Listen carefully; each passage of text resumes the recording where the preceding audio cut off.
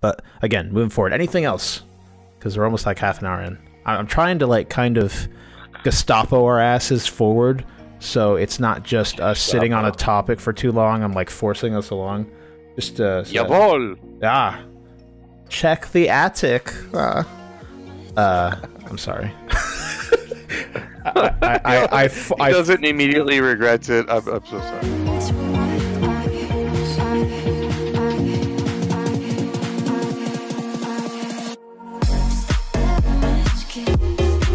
Hello, everyone, and welcome to the triumphant return of the Thought Patrol podcast. 2 weeks won't keep us down. We back, episode 85. Special. Yes, Sean's my hype guy. So throughout this podcast, it's gonna be me talking, and you hear the occasional word, yaw, and a yeet from Sean. Right? Hey, get it? Right? Drop it down. What? Fucked her in the ass. Yeah. Hell yeah.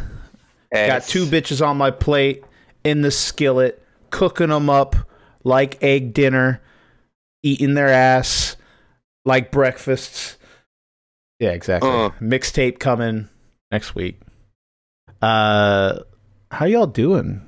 I know I'm not directly talking to Sean, but all you guys tuning in, we appreciate y'all for sticking with us.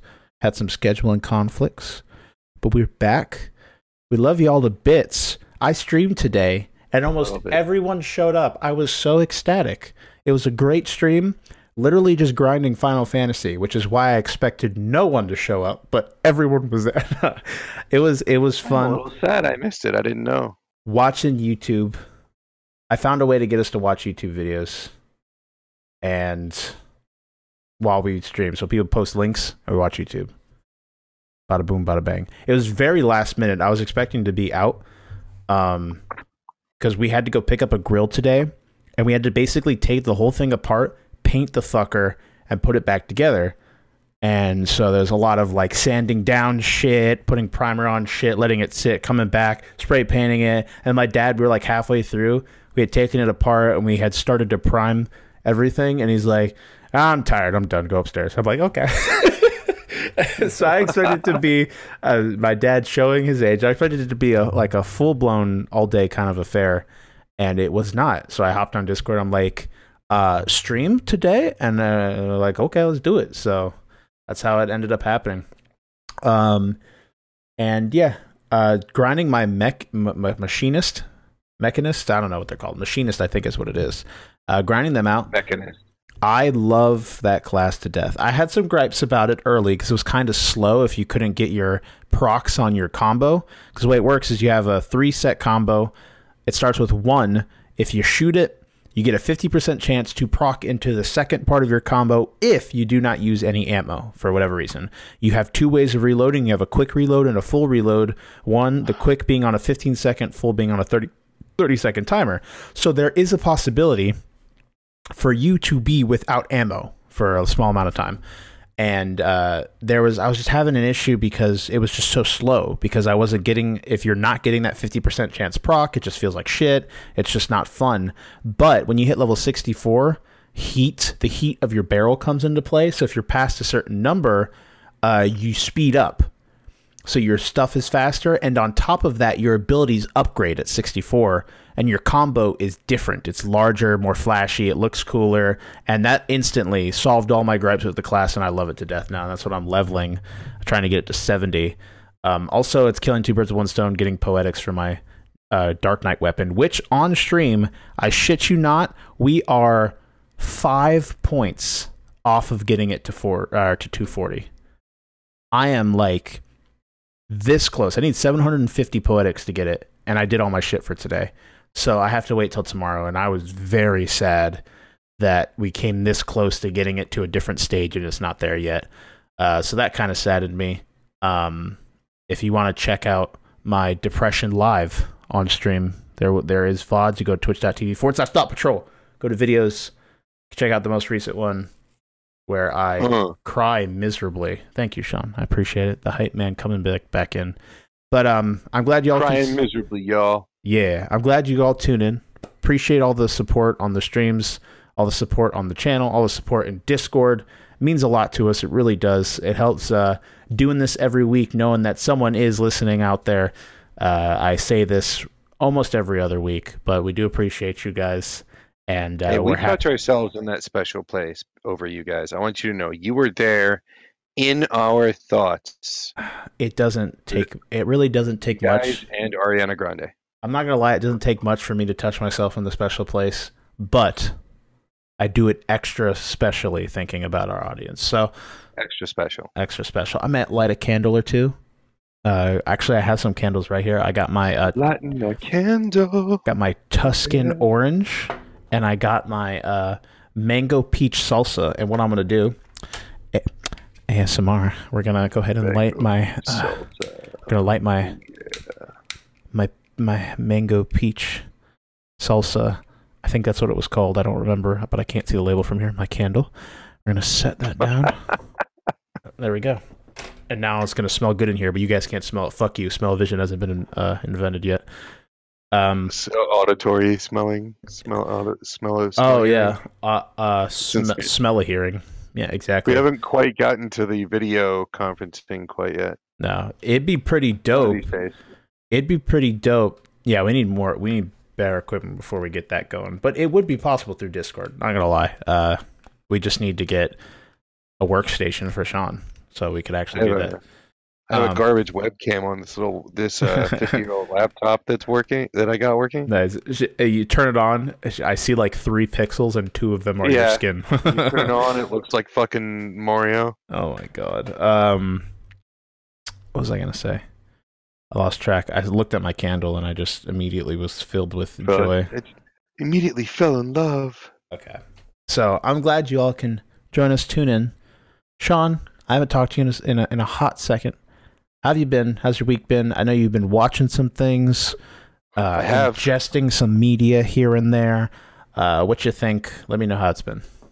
I watched half of a series that I don't remember because it wasn't worth remembering. It was an anime series, and I don't even know if I'll go back to it because I don't remember it. Oh, fuck it. It was super... Oh, I remember now. Okay. Well, I remember what it was about, but I don't remember the fucking name. But it's this whole Spirit World Mage War thing. But it was just dumb. Like, I got like 4 or 5 episodes in, and I could feel like all this potential building, and I Kyled it. This is what I'm calling from now on when I accidentally look at the comments. Oh, nice. Okay. It's Kyle intentionally looks at the comments, and fuck shows up for himself. But I looked at the comments, and this one guy made a reference about how, because the whole premise is like if you are exposed to magic when you're a child up to like 17, you become a mage. Done. Your entire species changes and you become a mage. Yeah. That's an interesting kind of idea. And a long time ago, there was this war between the mages who wanted to live with society. It was a whole Harry Potter thing. Like, they used to be out in the open and they got hunted, so they went into hiding. And then there was this other side that was all Voldemort, and they were like, yeah, we should rule. And so they decided to have a fight. And when they had a fight, they right before, like, the leader of the opposite side, the ones that wanted to rule, set off this fucking basically magic nuke that would just fuck the earth up. I love nukes of any kind. Yeah, it was a magical nuke, and the good mages split the world in half. So they created a parallel world, and essentially everything everyone in the parallel world got wiped out. Because basically the nuke went off in the other world. And so now, since then, they've had a treaty going where they agree to fight and kill each other, but only in the world that's already been ruined, the duplicate world. Oh. So every copy, like you, me, everyone, we were copied on another plane. And we were like, yay, we had no idea, and then we were all dead. That's basically how that high key reminds me of. It reminds me of like the whole lore behind like Drakengard and shit like that. And like it actually bears resemblance. Yeah, into Nier with the whole Gestalt program and the white chlorination syndrome and all of that. It reminds me a lot of that. But those are written well, and this was basically just a titty anime. Oh, dude! And like with occasional underwear and whatnot. But the thing was, it still had potential. The action was decent. The characters were all right. He had a black fucking katana that does all this weird shit. Oh, dope. And then the spoiler, the guy's like, oh, I fucking watched 2 episodes of this, read this article, and I was done. And I was like, and of course, every instinct in me is screaming, don't read the article. Don't. Why are you moving the mouse? Why are you clicking on the link? God damn it, Sean! And then this like extremely well written article. They destroyed it in like 3 or 4 paragraphs. The most concise, laser precision. Why the fuck would you waste your time with this? And I was like, I don't normally listen to other people, but you write like Shakespeare, so you win. I'm done. And then I thought about it and realized they also don't finish the story because it didn't do well in the air. So you're only getting half of a story. If they said it was lousy but it was complete, I would have still given it a chance. So instead, I watched Campeón, and it is it's definitely got strong ecchi and harem. It's a harem thing. Sounds so fucking. It's an ecchi thing. It sounds familiar. He's a god killer. Basically, there's gods that behave themselves and gods that don't. And the show starts off trash. Does he have like a blonde booby sidekick? Yes. Oh, I did watch that show. Partner. Dude, it starts off like trash, and and there's this thing I've noticed about ecchi shows, like just garbage ecchi shows. They have amazing sound design and amazing music. Like they almost always they do such a good job of the music and the sound design. That's like 70% of the reason why I kept watching. Anytime there was an action scene or an emotional scene or whatever, the music was just perfect.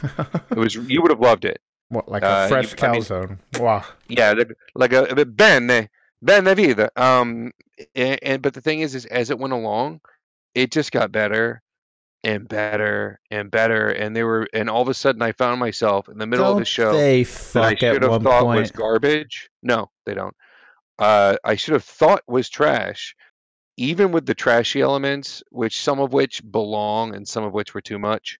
A little bit like the difference between Monogatari first season and Monogatari second season. Like second season, it jumps off the rails. Speaking of Monogatari, ecchi moments. They have a new season out for it. Yeah, I know. Zora or Zawari, something Monogatari. Well, that's the second half of. Isn't the snail girl like older or something, or am I losing my mind? I don't remember. Snail girl's gone, dude. She's toast. She's history. She moved on. I know, but no. Don't they have the one that it's what's his name? It's his parallel identity. When he got fractured, it created two persons, two of him, and one is him, and the other one is the good guy / bad guy that keeps fucking with him, the one that doesn't have a gender. He technically has a male identity, but is always dressing female. Yeah. I'm looking for where they fuck in this show. I know they do. This Campeone show. They fuck on the beach, bro. No, they don't. They fuck on the beach. Or am I thinking about something else? You're thinking of something else. They fuck on the beach. No, they don't, because they do that same inexplicable thing where they treat a teenage boy like he's not a teenage boy. Like gorgeous women who he's obviously attracted to throw themselves at him and he freaks out and runs away. Yeah. And then they fuck on the beach. Constantly. No, they didn't fuck on the beach. You don't let me finish my goddamn story while you're looking up your Rule 34. So anyway, as the show goes, it gets better. And it got to the point where the character relationships were somewhat believable and reactions were somewhat believable, and it still went too far, and you know how sometimes shonen will just jump in leaps of logic just to keep the plot going. Yeah. And you're like, that doesn't feel natural. That doesn't feel like they would. You needed like 3 episodes to do what you just did in 15 minutes, kind of thing. Like people just like, all right, fuck it, we're friends when they shouldn't be yet. That kind of shit happens. Like they obviously sacrificed some smoothness of plot development. Why are you laughing? I'm on YouTube looking for this shit, and I for some reason I didn't think we were. I just thought we were fucking talking to each other. For some reason, I didn't feel like we were recording a podcast. So I'm like, I'm just gonna click on this link, and our podcasts go remarkably like our conversation. And so it immediately just like a very like breathy, like anime girl like kind of thing going on. Because I found the scene where they fuck on the beach, Sean. I just watched the whole series and nobody fucks ever. No, they don't fuck. There's a scene where he kisses her. On the beach. Yeah, they don't fuck. But no. Yeah, no. Wait, no. God, it stops at 18 seconds, man. It's handled very much like that. Like it's heavily implied that she feels something more than just kissing. But that's the thing, is if you have something that's over the top, Like, you remember that stupid ass breast milk one that nobody can make it past like 2 or 3 episodes Psychon with? no It's so bad. Quasar. Yeah, Yeah, Sick and no bro. Quasar. All right, Okay. Well, let's that one. context real There's quick. Little dude with sword. In order to get stronger, he drinks women's breast milk. and apparently any woman can lactate. Yeah. In this universe. Explosively lactate, by the way. Mhm. Explosively lactate. Like I'm It's talking worse about than hentai. talking about water fountain levels of lactate, like pressure washer. Like you hook this bitch up to a hose and you pressure and you clean your driveway with titty milk levels of I don't explosion. remember it being that bad, but do you remember that that hentai that you said absolutely under no circumstances should you ever watch this hentai? Boku And no it had Pico? like that little blonde girl in it.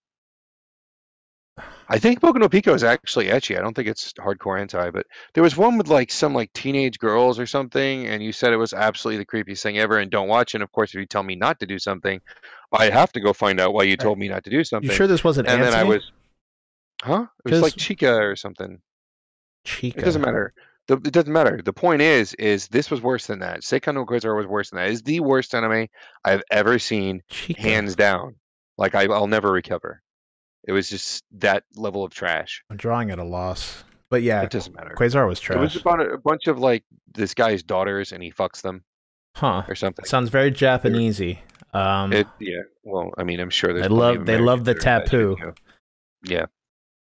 All right. Well, we need to move on. We've been doing this for you never let 16 me minutes. finish. You had to We'll- look up your fucking We'll sex finish. scene on the beach. Yeah, we'll finish. The point is like they start to go into areas where it seems objectionable, but then there's a good 60-70% of it which could have been handled a lot better to a little bit better, but it still fit the narrative. It wasn't done mindlessly. Dope. It was done mindfully. And then there were other chunks of it that were just like, look at my ass, look at my titties, like shit like that. Don't you think camera angles are weird in anime as a they girl actually talk? didn't use a lot of those in They that didn't? one. Where it's just like an upskirt? No, they just did like fucking B-movie skin stuff. Like, look, Oh. here's the curve of they just do a normal shot of the bed and she's on it half naked or whatever. Oh, They dude, didn't they really have do a like lot of the Zettai down Roiki kind of shit going on. what? Zettai Roiki, like the I forget what it means in English. It's like the wait, we're gonna find out. I know segue. It was handled like a movie. Okay. All of the sexy scenes, all of the cleavage and the legs and the curve of the butt and thing. It was all done like a fucking like the same kind of camera angles in the movie. They didn't do cheap angles. They did cheap shots, but they weren't like porn angles. I got you. Zettai All I'm Roiki saying is is if you can absolute handle territory. ecchi, Uh-huh. Campione had some really it had a lot of potential to go in a direction that would have been interesting, and it was just starting. Like I was finding myself smiling. I wasn't because I was sure I was going to hate it. I was sure it was just going to be titillation trash, and it just started developing and never got a chance to. It's like the whole first season is just a prologue. Like here's the hero, here's how he got his powers, here's the party. We get the party together. Season ends, and then nothing. Oof. You know, so you just get the first basically chapter in the story. But the point was, is I found it a lot better than I was expecting it to be, and it's not something I necessarily suggest. I'll probably throw a review up of it, but I'd give it like a 6.5, maybe a 7 if you're really hungry for something interesting. The characters were cute. All right. Zettai Roiki is the absolute territory, and it refers to the area of bare skin in the gap between over-knee socks and a miniskirt. Oh, there was like 52 scenes of that. Yeah, so you're talking about the where heaven that thing, shit yeah. thick, like it almost like it squeezes the skin and it kind of like overlaps like a muffin top, but for like your thighs. Yeah, Is that there's a- 2 is thick that a- girls and 2 thin girls. Cool. I like thick. Yeah, you like the fucking shrine priestess then, although she barely ever gets. I look at the picture and you. it's like the style where the eyes are a little too large for my liking, but It's from 2010 or 2008 or something like that, all right. if I remember correctly. But anyway, I was just surprised to see something start off like your standard fucking trash and turn into something good, or not really good, but close to it. Good enough. Good All right. enough to I don't regret watching it. Yeah, I enjoyed it. All right. Anything else before we move on? No, I just wanted to put that out there. Have you ever noticed that like when you watch these ecchi harem things and they're like epic action, a lot of times they have really great music and really great sound design. Like the effects sound awesome, the music's always on point. It sounds like it just should belongs in a better show. Yeah. Like I don't understand. Is that like where all the budget goes? Like Well, I'm just confused. That's not the first one I've seen. There was that shitty one where they have alchemical dragon powers and they're all girls on a fucking island and there's dragons wandering around the planet and the one guy that's there uses guns. And that one was trash that and the fucking sounds music and awful. sound design was it was awful. But Well, the music it was good and the premise would have been the best show ever if they had done something with it. I'm thinking like I think it's because the way that like because a good amount of sales in the anime industry, like for hugely supporting things is like merchandising and shit. So like buying the manga, but like a lot of these ecchi shows, their whole selling point is the was it libido, whatever. Young men getting their wieners hard to these drawn characters. So that's the whole thing. Libido, whatever. So they sell. Not only do they sell the manga that has the uncensored shit in it, but they sell the figures that are risque as hell. They sell like all that merchandise, and a lot of that money goes like, as far as I understand, goes straight to the people making it. So that might be maybe they just have better budgets because that's what sells. I guess I don't know. But I mean, a good show will obviously do good. Like My Hero has done incredibly well because it's My Hero and it's phenomenal.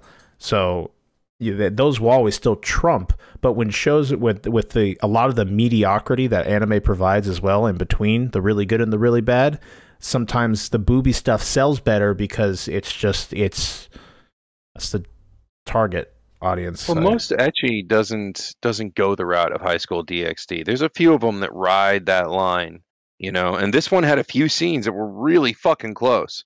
But again, it's like that Monogatari thing. Sometimes if you do it mindful instead of mindlessly, it's a good thing to have there and it makes sense. And there's nothing wrong with having sexuality or explicitness or scenes of explicit nature or even objectification in something as long as it's clear as to why it's there, what it's there for, and you know the right audience is getting it. We've had this discussion like a billion and a half times. If you want a further explanation on that concept as a whole, I highly recommend going back. We did an episode like a year and a half ago talking about this it was like sexualization in video games. It's like it's within like between 10 and 25. It's really early. It was a really well done episode. I recommend it. If you have not heard that, go back there and check that out. We all kind of pick each other's brains on that topic and talk about some research that was done and all this other stuff. Really well done. Highly recommend it. Audio quality was shit though. So you're gonna have to bear with that. It wasn't that bad. But again, moving forward. Anything else? Because we're almost like half an hour in. I'm trying to like kind of Gestapo our asses forward, so it's not just us sitting on a topic for too long. I'm like forcing us along. Just Jawohl. Check the attic. I'm sorry. He doesn't immediately regrets it. I'm so sorry. I formally apologize. That was highly insensitive of me. And if you are offended, go fuck yourself. Let us continue. It helps, Vinny. I didn't immediately. I mean, it took me like a half a second to get it. I guess that works. Some people might not get it, so that's good. So that you can't get triggered if you don't understand the reason to. They be need to triggered. touch up on their diaries then. Yeah. Oh God, fucking. You know all that reminds me of is that one song. All that reminds me is that one song by Ice Nine Kills about the Diary of Anne Frank. Like it doesn't remind me anything about the actual story of Anne Frank or the persecution of Jews in World War II. It doesn't remind me of any of that. It reminds me of a song by Ice Nine Kills. I'm a history buff over here. So again, you have anything else to add before we move on? I've been playing a lot of Anthem, but we'll talk about that later. Yeah, we'll get into that. My week's been good. Work is all right. We're moving actually into spring break this week, which is cool. So I won't have to be going to school in the mornings. So expect some streams actually throughout the week. Hopefully, if everything holds up Before we made the last podcast, my birthday did happen. It happened on the 20th, so I turned 23, and I feel like I'm 65, so that's good. I feel no different than I did 2 weeks ago. But if you wanna, 20 years will pass and you'll be saying the same shit. Trust me. Exactly. It's like, where'd my hair go? No, 20 years from now, you'll be like, man, I mean, I know I'm older, but I just don't. Really? I don't feel it. Besides when I stand up out of bed and my eyes go weird. But that happens now, so it's not changing anything. Have a possible heart attack every time I get out of bed in the morning. That's just because all the blood rushes to that giant cock. Yeah, dude. Sometimes I have to like notify everyone when I walk into a room. I just have to let them know, like, guys, I have a giant cock. So if I pass out for any means, it was because I had gotten an erection. I'm just going to let you know. You may need to contact the EMT. Just let them know what's going on. They know me by name. It's just the huge cock guy. It happens. It's part of it's just a curse. It's a curse. That's what I have to live with. I can't imagine. Just be glad you guys don't have huge cocks too. Exactly. Yeah, like you guys, all you guys in your normal size cocks, it is a blessing. Keep that in mind. So, see, now you got me thinking, man. What if someone did have like a 4 foot cock? You wouldn't be able to put it anywhere. You have to, like, nobody can surprise you so that you don't turn around too quickly or you'll knock them over. Yeah, you can't go anywhere. I mean, if you get like really, really baggy pants, you could probably slide it down one side and always wear jeans and you'll be fine. And actually, well, then that would depend how tall you are. If it was 4 feet, that shit would stick out of your pant leg. You'd be dragging that bitch along the floor. So I don't know where you'd hide it. You might have to wrap it around yourself like a belt, maybe. I don't even want to think about that. That'd be rough. You probably would die if you got a boner with 4 feet. It's a lot of vessels to fill. But let's move forward. Work has been okay. Apparently, I was indicted into this game they play at Subway. Apparently, where I had one of my female coworkers. She came up to me while I was working. I was just chilling there, actually eating my dinner. And she's like, "Can I make you a sandwich?" And I'm like, okay. And she just like giddily like hopped away, and I'm like, oh fuck. And so she went to the front, and there's like 3 sizes. There's a foot long, there's a 6-inch, and then there's like a kid's size. So she like cut up a kid size piece, and she just like threw a bunch of shit on it, and she brought it back, and you close your eyes and take a bite, and you have to guess what's in the food or in the sandwich itself. And it was disgusting. It was like roast beef, which is disgusting. I hate the roast beef there, by the way. It's nasty. It's like roast beef, banana peppers, jalapenos. I think there was a cucumber in there, sriracha. It was just disgusting, and it was spicy, so I couldn't taste anything else because my taste buds were shot. So all I was tasting was the spiciness of everything. It was disgusting, and I basically made her like, we have this really, again, Subway, we have this really nasty like pork rib too, and I gave her that. She almost threw up, so it was fun. And then I finished my sandwich. But that's about it. Grinding the fuck out of Final Fantasy. I played Anthem. I played Anthem to get a decent first impression. I probably put about 20 hours into the game by now. I'm done with the story. I've started the grind with the stronghold and stuff. I think there's one stronghold. I think there's actually 2, but I think one of them is a reskinned version of the main or the final mission. It's like reskinned, so there's different enemies, different placement. So I guess so there'd be 3, but technically 2 if one of them is a reskin, I guess. So I haven't gotten to all of them, but I did finish the story. Again, we'll talk about that when we get there.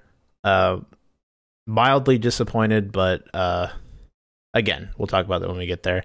Been loving Final Fantasy. That thing sucked me back up like the cocaine addiction it is, and I relapsed right back into that bitch. Been playing that a lot. Again, like I said, just been grinding, getting gear for my characters. I have my 3 mains set. Been doing the relic weapons for them.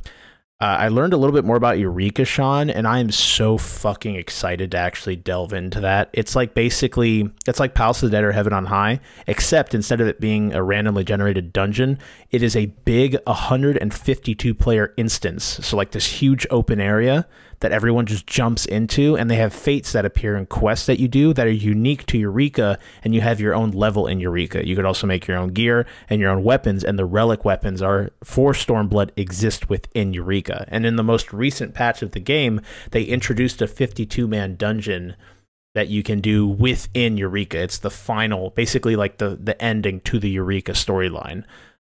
So looks super awesome. If you do it and complete it and do all the stuff that you can there, you can get full sets of 400 gear and then like a 405 weapon if you get your relic weapon. So it's a really good way of getting the gear that exists outside of grinding the Savage raids. So you don't have to be stuck to forcing yourself to do mechanically intensive things. It's probably faster to grind the raid though. But the Eureka stuff is not as intensive, but I'm excited just to hop into it. You can go in with a party of 1 to 8. People usually recommend a full party, so you like party find before you go in. But you can do it solo as well. You just have to kind of look around for other people hanging out in the world and kind of team up with other people doing the events and shit like that. So it sounds super cool. I'd love to see it, see what's going on. They have like mounts unique to Eureka and things you can do, armor, all this stuff, all within this just huge, vast area that they just dump a bunch of people on and let them do whatever the hell they want. It just sounds so awesome. I'm so excited to try it out. There's such a wealth of fucking content in this game. It's baffling. It scares me sometimes, but definitely getting my money's worth. I think we've just recently passed like the 850 hour mark on the time that I spent in the game. So that's pretty cool. Definitely a full-on crack addict at this point, but there's not really anything else going on right now. I don't give a fuck about the Division 2 when that comes out. The only thing really next that I'm super excited for is Devil May Cry. And that's at the end of March. So we still got some time. But like, I don't care about the other games coming out. I'm not really too into Sekiro right now. I might pick it up on sale later, but right now I'm not into it. I know that they announced a update to Fallout 76. Everyone laugh in unison. That kind of has me somewhat interested. It's like a distillery update called the Wild Appellation update or something like that. And it's like a whole new crafting thing that you can do, and they added new events and changed the way. I don't think they really altered the map. They just added events and added a bunch of crafting that you can do, and you could like brew beer. And I have no idea what else there is, but it sounds interesting. So I might hop in there for an hour or two just to be back in that world, because that's my favorite part of the game. The rest of it's a buggy fucking mess. But it's been a while since I've played, so I don't really know how much of it is still a buggy mess. But let us move on. Housekeeping. We do Twitch streaming. Twitch.tv/Thought Patrol. You want to hang out and either show support either by being there, dropping a follow, subscribing, donating. Anything's appreciated. All the money that goes to that is thrown into a side fund that we save for the show, which reminds me I have to buy a capture card, because I think that's the biggest thing that everyone's been talking about, is getting a capture card for streaming. So it's not just the computer that we stream on. We could do it on the PlayStation or the Switch or something along those lines. So that's like the next big buy, and that's like $250. So we'll be looking into one of those soon, especially as we get closer to Pokemon. Fucking the new Pokemon coming out. Can't wait for that. We'll talk about that. That's in the news. I'm rambling. Discord. You want to hang out with us, talk, check out announcements and memes that we drop. Stay connected with the group, the group of hosts or the community. All these methods with connecting with us will be below in the description of every service, basically. YouTube, Spotify, wherever you're listening to us for. You just scroll down, you'll see all these methods of connecting with us. If you're on YouTube, feel free to leave a comment about one of the things we talked about. What do you think about Anthem? What do you think about Pokemon? What do you think about Cyberpunk 2077 being at E3? Let us know. We're going to talk about all that and more as we move forward. Also, while you're there, feel free to subscribe. Also on all the podcasting services. You can get us every week, Tuesday at 8 a.m. That's a tentative date. It's not always the case, but usually on Tuesdays is when the episode comes out. Also follow us on Twitter at Thought Patrol PD. Check us out on Facebook, Thought Patrol Podcast, and our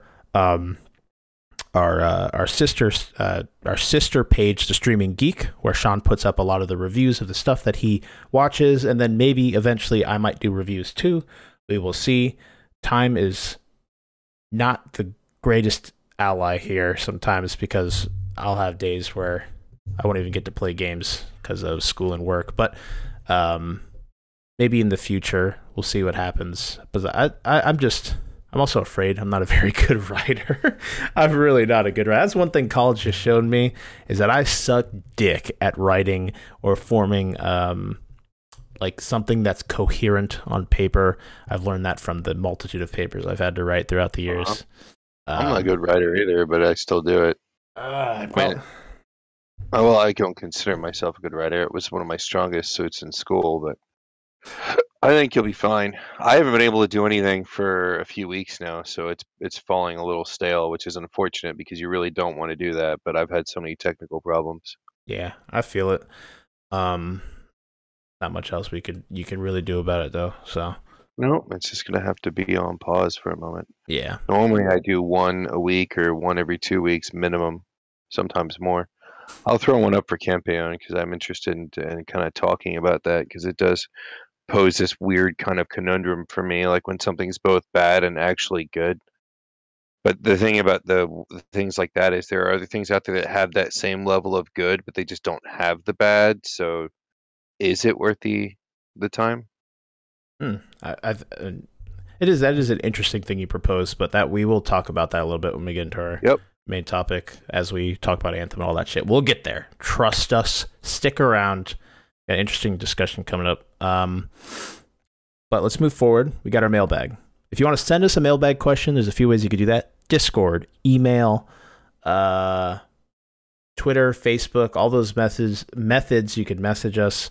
Again, all those links will be below. Feel free to send us something. Send us anything, bro. If you were walking down the street and you stepped in shit and you questioned God's existence because of your bad luck, let us know, and we'll let you know what we think about it. We just want to hear from you guys. It also provides content for the episode, so that's always nice. And sometimes you could even get your question as the main topic, depending on what's going on that week. Like last week, Lark's question became the main topic just because we dedicated a decent amount of time to it. Or not last week, 2 weeks ago, whatever, last episode. So just take that chance. If something pops into your head throughout the week and you want to let us know about it, we would love to hear from you guys. And the mailbag's a really nice way of getting your name heard on the podcast too. So we got a question from Sam. Now, this question came to us a different way. It came to us actually through our emails. The first mailbag question we've gotten through our email, because he was on a bit of it was like a media hiatus. So he kind of got off all media. So he wasn't doing Discord, Twitter, Facebook, any of that, and he sent us this question in his time off, so I appreciate that. But so we have Sam coming in saying, hello, the Jock is taking a hiatus for the foreseeable future, but will return. So it's your boy, Regular Sam. Greetings from the cave. Regular Sam, boy. Greetings from the caveman in a modern world, perhaps I should explain. I have decided to take a break from most forms of media. This includes social. I kind of ruined his whole question here because I dropped the bomb a bit early. I'm sorry. This includes social and Twitter, i.e. Twitter, Facebook, Instagram. This also extends to Discord as well. Entertainment, video games, and streaming services. It's been a week since then, and I've been on this a bit since I've been on this break, and I feel pretty good. Yes, I'm out of the loop when it comes to news relating to games and social media platforms, but it's given me more time to focus on more important things. So my question is, have you ever taken a break from a hobby or activity that consumed your free time, and what was the result of the break? I'm hoping after my break, 2 weeks to go, I have perspective on what's important and what media I'll keep and which ones I'll get rid of. Miss talking with you guys, but I'll see y'all in a couple weeks. Sincerely, Sam from the Medialist Wasteland. P.S. I recommend doing a media break once in a while. It's been great so far. So have you ever, I guess, fasted from anything? Either food, media, masturbation. I don't think food is a media break, dude. What do you mean? I don't think food is a media break unless it's, not watching Food Network. Well, What's the question? Have you ever taken a break from a hobby or activity that consumed your free time? I don't know. Something that you relied on in one way or another that you stopped for a certain amount of time for mental clarity. That's usually the reasoning behind it. Oh yeah. What have you done? Well, it wasn't always a choice. Sometimes, like, the computer breaks or the internet goes down, Like, and it's then like you're spending like a week or two just living off of DVDs it's like and your phone or whatnot. yeah. That's happened.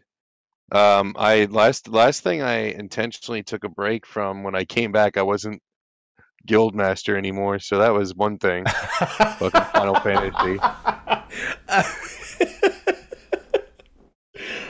Oh, that's funny as fuck. I Oh still my can't God, it believe was that so shit happened. weird. And I don't I know. had this whole like drama in my head where like you guys were playing and you voted me out and nobody wanted to tell me. And then That's literally I didn't impossible. believe that, but like Yeah. I know. I just had this like I was like that would make so much more sense, and it just kicking me out because I didn't log in. To be honest, I mean, and I don't know, because it's been like what, it's almost been a week since did you log on today? I log no, it takes a lot longer than a week, but I'm gonna log in after we get off the podcast to get my lottery ticket shit. Oh shit, I need to do that too. Dude, I just want to win. I'm like 250K off from that stupid wolf mount, bro. And you only get like 50K a week. If I just win the million thing once, then I'd have a weird conundrum at my hand, because then do I save for the 2 million or get the 1 million? But I don't know if I want a fat ass fucking whatever. I'm sorry. The Cactuar amount looks ridiculous. Yeah, I'd rather. I mean, well, I am currently riding on the bloated corpse of a fat cat, so I don't know. Let's continue. So, did you ever take like a break from something that it provided some form of mental clarity, purposely or no, I don't think any non-purposely? breaks I've ever had. I mean, I've taken personal breaks from things, but not from. I mean, I like just like talking to people, Yeah. things like that. I've done just because, like, sometimes with the condition that I have, being a clinical depressive, it can get a little difficult to keep my head straight. Yeah. And if I feel like I'm sinking too much, which is the best way I can put it, if I feel like I'm sinking, or I just can't make sense of things, I cocoon. I'll take like a week or two, and I won't talk to anyone. I won't use social media. I just kind of sink into myself so I can figure out answers to whatever it is that is making things difficult to function. Mm-hmm. And then once I've figured it out, then I just come back. And I haven't A needed to beautiful do it nearly butterfly. as much. Yeah, sort of. I haven't done it nearly as much as I used to in recent times, just because I don't get to talk to people that much anyway. So like I'm just not willing to lose the little bit of precious time I do have socializing. Being an extrovert and not being able to socialize is a bit of a problem. Mm-hmm. So, but anyway, I would do that. But that was a complete and total cutoff. That was like me Robinson Crusoeing my ass, fucking a bit, for a while. I do that, but I mean, I'm not a huge social media user anymore because I've lost. It's not entertaining. Mm-hmm. As a matter of fact, like it's weird because when people talk about as you grow and mature and shit like that, they talk about how like you're not going to be able to keep up with things, or shit's not going to make sense, or so on and so forth. And that's really not the case that I found at all. Like I am completely and totally able to use all forms of technology. I am able to get along with all forms of media. I just don't. It's just boring. Mm-hmm. Like shit that like was simpler things that attract your attention when you're younger, and you have fun with it or whatever. It's just like my needs are more complex now. I'm just not that simple, Yeah. I guess. And it doesn't entertain me like it used to. So like it's not so much a situation of I don't know, of giving things up or taking a break from things so much as like I just don't find the sustenance from them that I used to because they get boring. Mhm. And I don't really think that has a lot to do with age. I just think like I'm a more complex person now. Okay, I get that. I can't think of anything else that I've really given up besides Final Fantasy. I do take breaks from playing games, and I just watch, and then I'll kind of geek out on movies and anime, and I'll do that for like a week or two. That's more of just like it's And just more then of just something. It's like a cycle more than anything else. Like you get pseudo burned down one thing mover. This is like in the question at least, it's like a purposeful break from something to get like a change of perspective, mental clarity, something like that, something along those lines. yeah, I think the closest I've ever done to that is like what I was telling you is like Yeah. sometimes when I become extremely depressed to the point where I can't dig myself out, I have to take a step back from everything Hmm. to figure out what it is that's causing that. Because a normal person, they process things a little bit easier than I do. So when I drop, I don't know why I'm dropping. It just fucking happens, and Hmm. it's a nightmare. And so all of a sudden you can't function. Shit isn't working right in life. Like everything is a mess, and it becomes very bad. You don't want to let that get out of hand, or you can lose a ton of time. Trust me, just like sitting in a hole, so to Yeah. speak, metaphorically speaking. Yeah. So Yeah. for me, like taking that time off, like it takes a lot of mental and emotional energy to break it down and break it down and break it down and break it down to its tiniest elements until you figured out exactly what it is that you need to do to get things back in perspective. And then once you've done that and you know what you need to do, then you start with those basic elements and work your way up, Yeah. so to speak. I don't know if that all makes sense. When I was training for the military, when I was doing my PT for basically losing weight, getting closer to my ship weight, getting closer to my ship date, and all that other stuff. I did both. There was fasting for losing weight. I did the intermittent fasting for losing weight. So basically, um, less eating, but they're like higher like carbs as you eat, and it's mostly for weight loss. But I also in that for like the mental clarity, I took a break from video games for a while, where I was mainly focused on going to school, working out, making sure I was going to PT, making sure I was keeping a focus on keeping my diet right, um, instead of just and it taking the video games out of the equation. I understand why people do stuff like taking a step away from media and stuff like that, because it does give you time to self-reflect on where you are, because you're not looking for, because the way the internet is, news is happening every other second. The way video games is, they're constantly evolving, or there's always something going on for you to do. So your focus is not on self-improvement or yourself as a person. It's more on just consuming more media and just like, and not that consuming media isn't self-improvement, because it could be in various situations, but taking a step back is more of just like a change of scope. It's like, okay, I'm going to make the scope much smaller, not interacting with so many people. I'm just taking the time to focus on myself here, and we're going to work on improving so we have more time to fully realize how important that is, kind of thing. And I did that when I was doing my training after I graduated from high school and I was getting ready to leave. And I think it's nice if you're having issues, like if you're having problems either with again, and it's not for everyone. Some people find it not helpful at all and almost destructive in a way, depending on what you're taking a step back from. So it really comes down to the person and who you are. I know a lot of people will also do like intermittent fasting or fasting for spiritual reasons and stuff like that. So you can kind of, it's almost like a way of humbling yourself, so that you change it. It's a shift of focus. You're not focusing on like worldly desires. You're focusing on spiritual improvement, stuff like that, which I'm not going to go into. It's a whole different wormhole.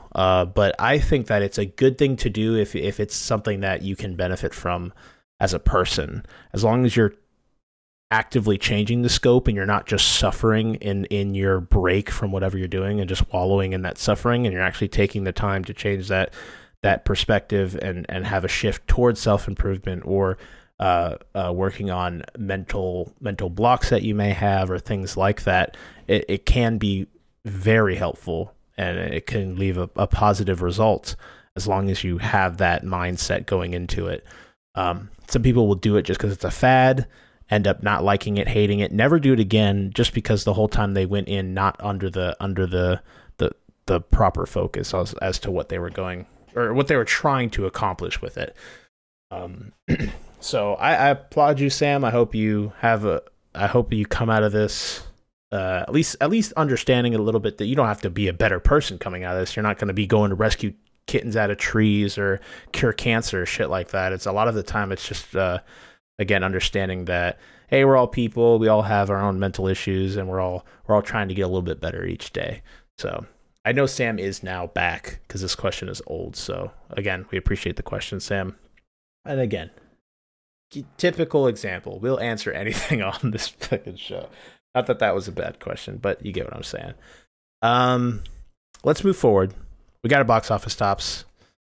Again, I'm going to Gestapo the shit out of this until we get a better flow at a different pace. Sean, 1 to 5. I'm just playing. What do you think is number 1 in the box office? If it was, I have no idea. Okay. As far as I knew, nothing good had come out. I would not blame you because whatever's in the top is pretty trashy. But How to Train Your Dragon, Hidden World, number 1. I gotta see that.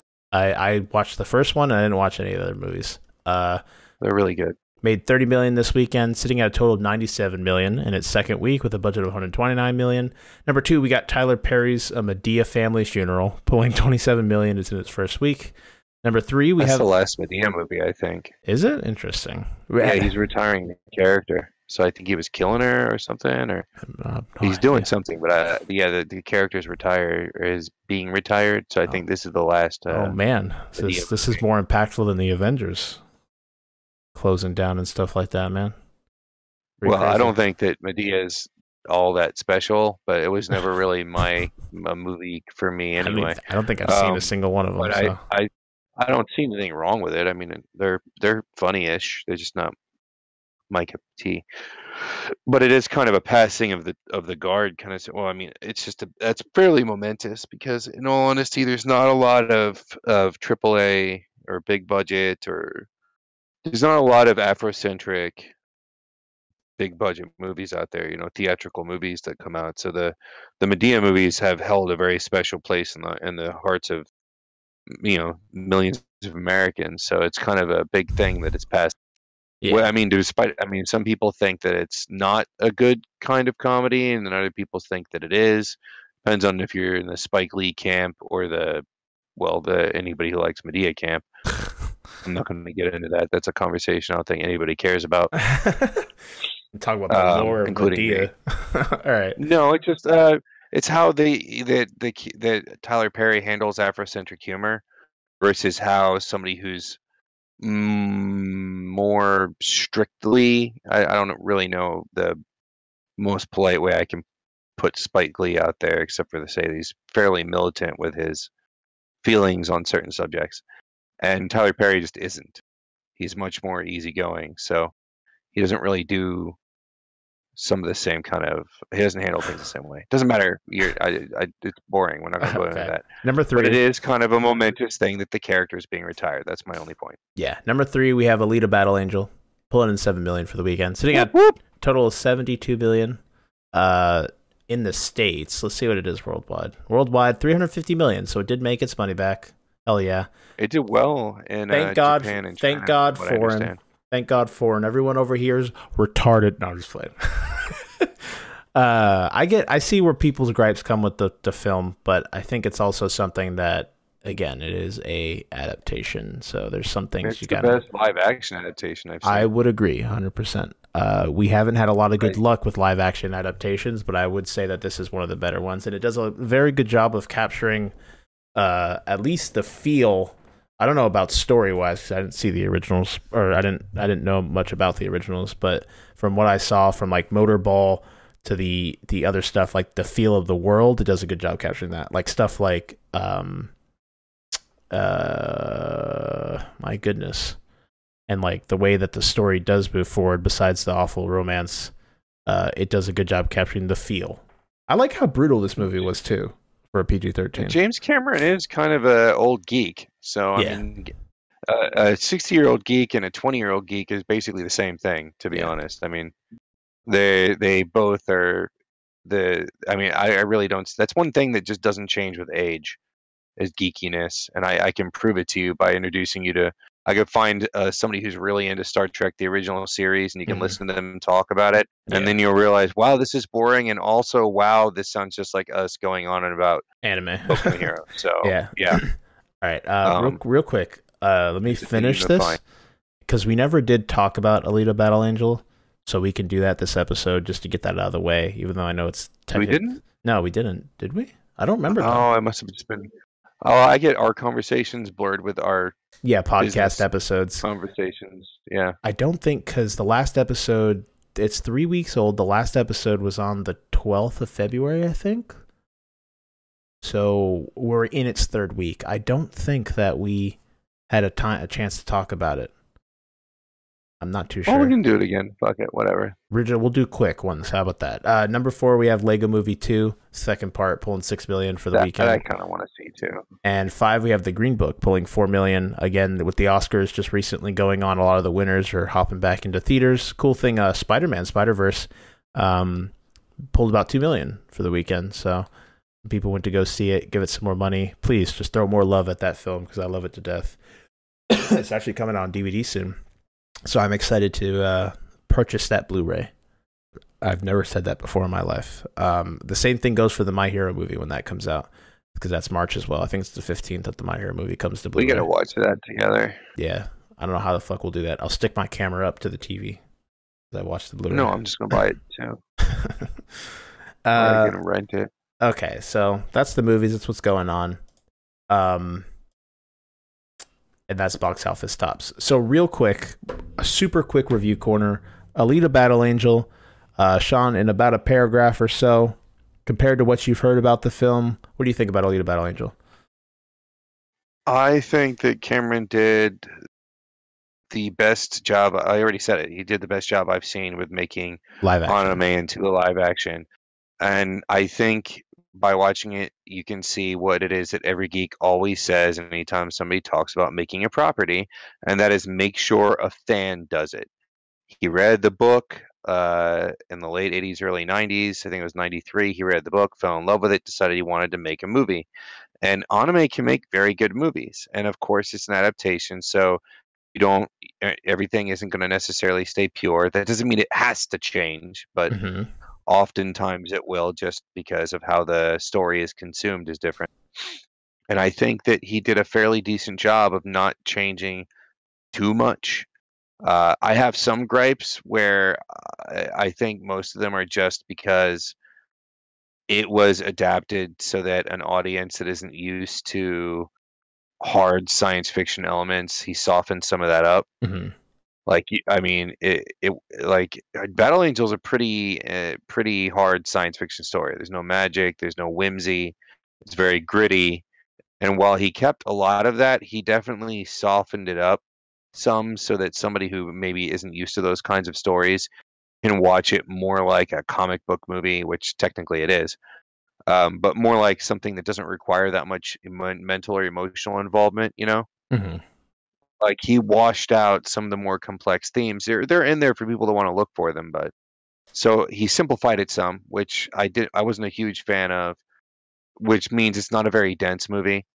It's a very simple watch. It goes by very quickly. Yeah, it's not overly complicated. It's very breezy. Yeah, and it's very. I would say overall was a fun watch too. The action in this game in this movie is phenomenal. Like the action scenes when there's fighting going on, every motorball scene was cool as fuck. Like the action is awesome. I really like the fighting in this Panther movie. Needs to take fucking notes. That movie could have had badass action scenes, and instead you had claymation figures. Oh god, it was so bad. Like this proves that you can do a completely CG fight scene, and I mean they've done it before, but it proves you can do a completely CG fight scene and And that shit looks styling and profiling. All right, exactly. you Yeah. can do it. Yeah. Definitely. But overall, I enjoyed it. Story wise, the diluting and the watered down bits, and taking characters that were bigger players like Jennifer Connelly's character, and they didn't really get a lot of screen time, which is unfortunate because they dedicated screen time to this really awful romance, this Oh cringy, God, it was so shit. groan worthy, terrible. It was every time the romance is kicking, all you want to do is mute everything else that's going on and just watch her It was the worst part of because the movie, she dude, I'm was not gonna one lie. of the best. Yeah, she is. That actress was not stunning in Bird Box, and she was amazing in Alita. Like I will Alita now. herself? Yeah, she was the. If you watch Bird Box, there's a girl who's like a cop in Oh yeah, training or she's a some cop. shit, Yeah. and she runs away in the car with this other guy, and you never see them from them again. That was her, Mhm. and I thought she was trash in that, but that movie was trash. And then I watched Alita, Oh. and I'm like, she can do this. She's got chops. Oh yeah, she's Like good. I will give her a second chance now because the romance scenes, the only thing that carries them is her performance. Yeah. And all of it was actually pretty good up until that scene when they're like on the bridge and he's like blah blah blah love and she's like, "Oh, I love you." And then in the back of our heads we're all like, I get it. She's lacking some maturity because she's only been conscious for a couple weeks now and her memories haven't resurfaced and this is her first time and I can accept that to a degree. But with Yeah. everything else that's been going on around you, with all the other illogical violence and murders, and you just found out that your surrogate father is doing this and this other shit happened, don't you think there might have been just a little shred where you were like, I think I love you, or I really feel strongly for you, or something? But it's just more like, hey, we've hung out 3 times and you're nice to me, so let's fuck, for life, because I want to marry you Ain't and gonna have kids. no fucking going on there. Like, Get the add-on pussy attachment, so you can actually put something. well, in yeah, there. but he's got to get an add-on dick attachment, remember? Oh shit. But the long and the hairy of it is that overall, it was a fun movie. It wasn't the best. It didn't flow the best. It has a ton of faults, but despite that, I think it's worth seeing. I think everyone Definitely. should go see it because it's not just for this movie. But if anime live action consistently does horrible. I'm sorry. Yeah. And Netflix doesn't give a shit because they get enough viewers to make things keep going. But when it comes to a movie, if we want to see good anime movies, they've got to do well. And to date, hard science fiction fails, like Ender's Game fell apart, and that was brilliant. And those are brilliant novels. The Ghost in the Shell thing, they got a guy who wasn't a Ghost in the Shell geek to make it. So visually, it's impressive, but story wise and It looks like he just he watched the movie on mute with no subtitles. He was like, "Oh yeah, we'll make the world look like this." But I'm not going to take any of the deeper themes of this movie. The broad strokes and none of the nuance. Yeah. And with Alita, James Cameron understands this stuff. He's kind of like he's a little bit Spielberg in that sense. He understands characters, he understands pathos, he understands what the human element, and he was able to bring that to life. Like Cameron was able to do that, like Spielberg does. And whatever. Biggest thing, and I think that's impressive. So if you want to see good anime movies come to our shores and be adapted, if you want that to happen, then you need to support this movie because it is, at the very least, worth the money to see, and that will at least tell Hollywood that this is a viable venture. But it's good. It's not great. Alita was cute and badass. Eyes. What do you think about the eyes? They fixed them. They okay. They weren't like when because people who had watched the movie were still complaining about the eyes. Is what I'm getting at after the initial teaser bullshit. Like oh, the eyes were too big still.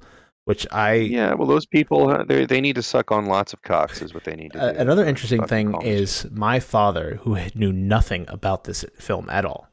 Nothing at all. He hadn't seen anything about it. He didn't know anything about it. We went to watch it together. He was not excited to see it. I basically dragged him to the movies. He came out absolutely fucking adoring that film. He loved it to death. I was very surprised.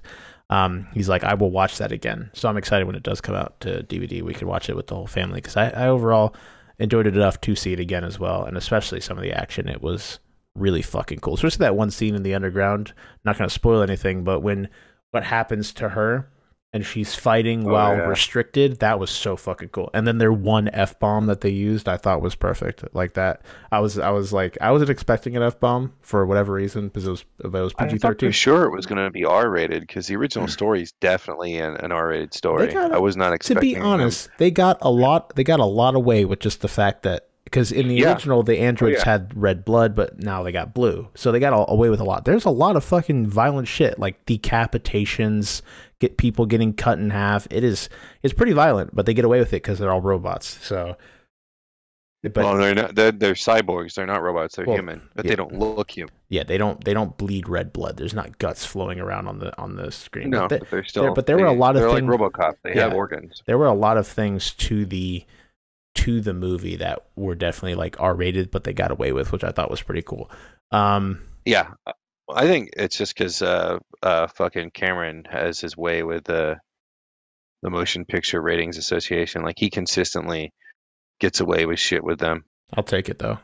At least I'm not complaining. Yeah, me neither, because I thought it added a lot. It was dope. All right, so rating out of what do we normally rate out of? We do 5 or 10. I think you insisted on 5, so I will give it 3.75 kawaii eyes, giant oversized kawaii eyes, out of 5. Okay, nearly 4. And as a matter of fact, it's so close to 4 that you might as well consider it 4. Mine's at 4 too, just because I feel like it. Even though there was a lot that was like glaringly bad, I think a lot of the good overshadowed the bad, and it's our personal rating, so it's not a big. No one's gonna fucking call us out on these. I give it a 4 as well. I give it 4 what the fuck? I give it 4 metal groins rubbing on each other because I don't have the pussy add-on installed. So pussy and penis add-on installed. That was good. Recommend seeing it. If you like anime, I think you'd enjoy it. It has its faults, though. That's about our consensus. Let's move forward. We have some news articles, some stuff that happened over the last week that was quite exciting. First, Pokemon. I know Sean doesn't give a shit, but I am fucking stoked. It does not. I'm fucking stoked for the new Pokemon. Pokemon Sword and Shield have been announced, which is interesting because this is like, they've always had weird names. But Sword and Shield's like the first thing where it's like inanimate objects. Actually, no, we had Sun and Moon. Never mind. But you know what I'm saying. It's the first time it's weapons. Yeah, everyone's joking that the third game, because they always have like a third game that releases later, is going to be Gun.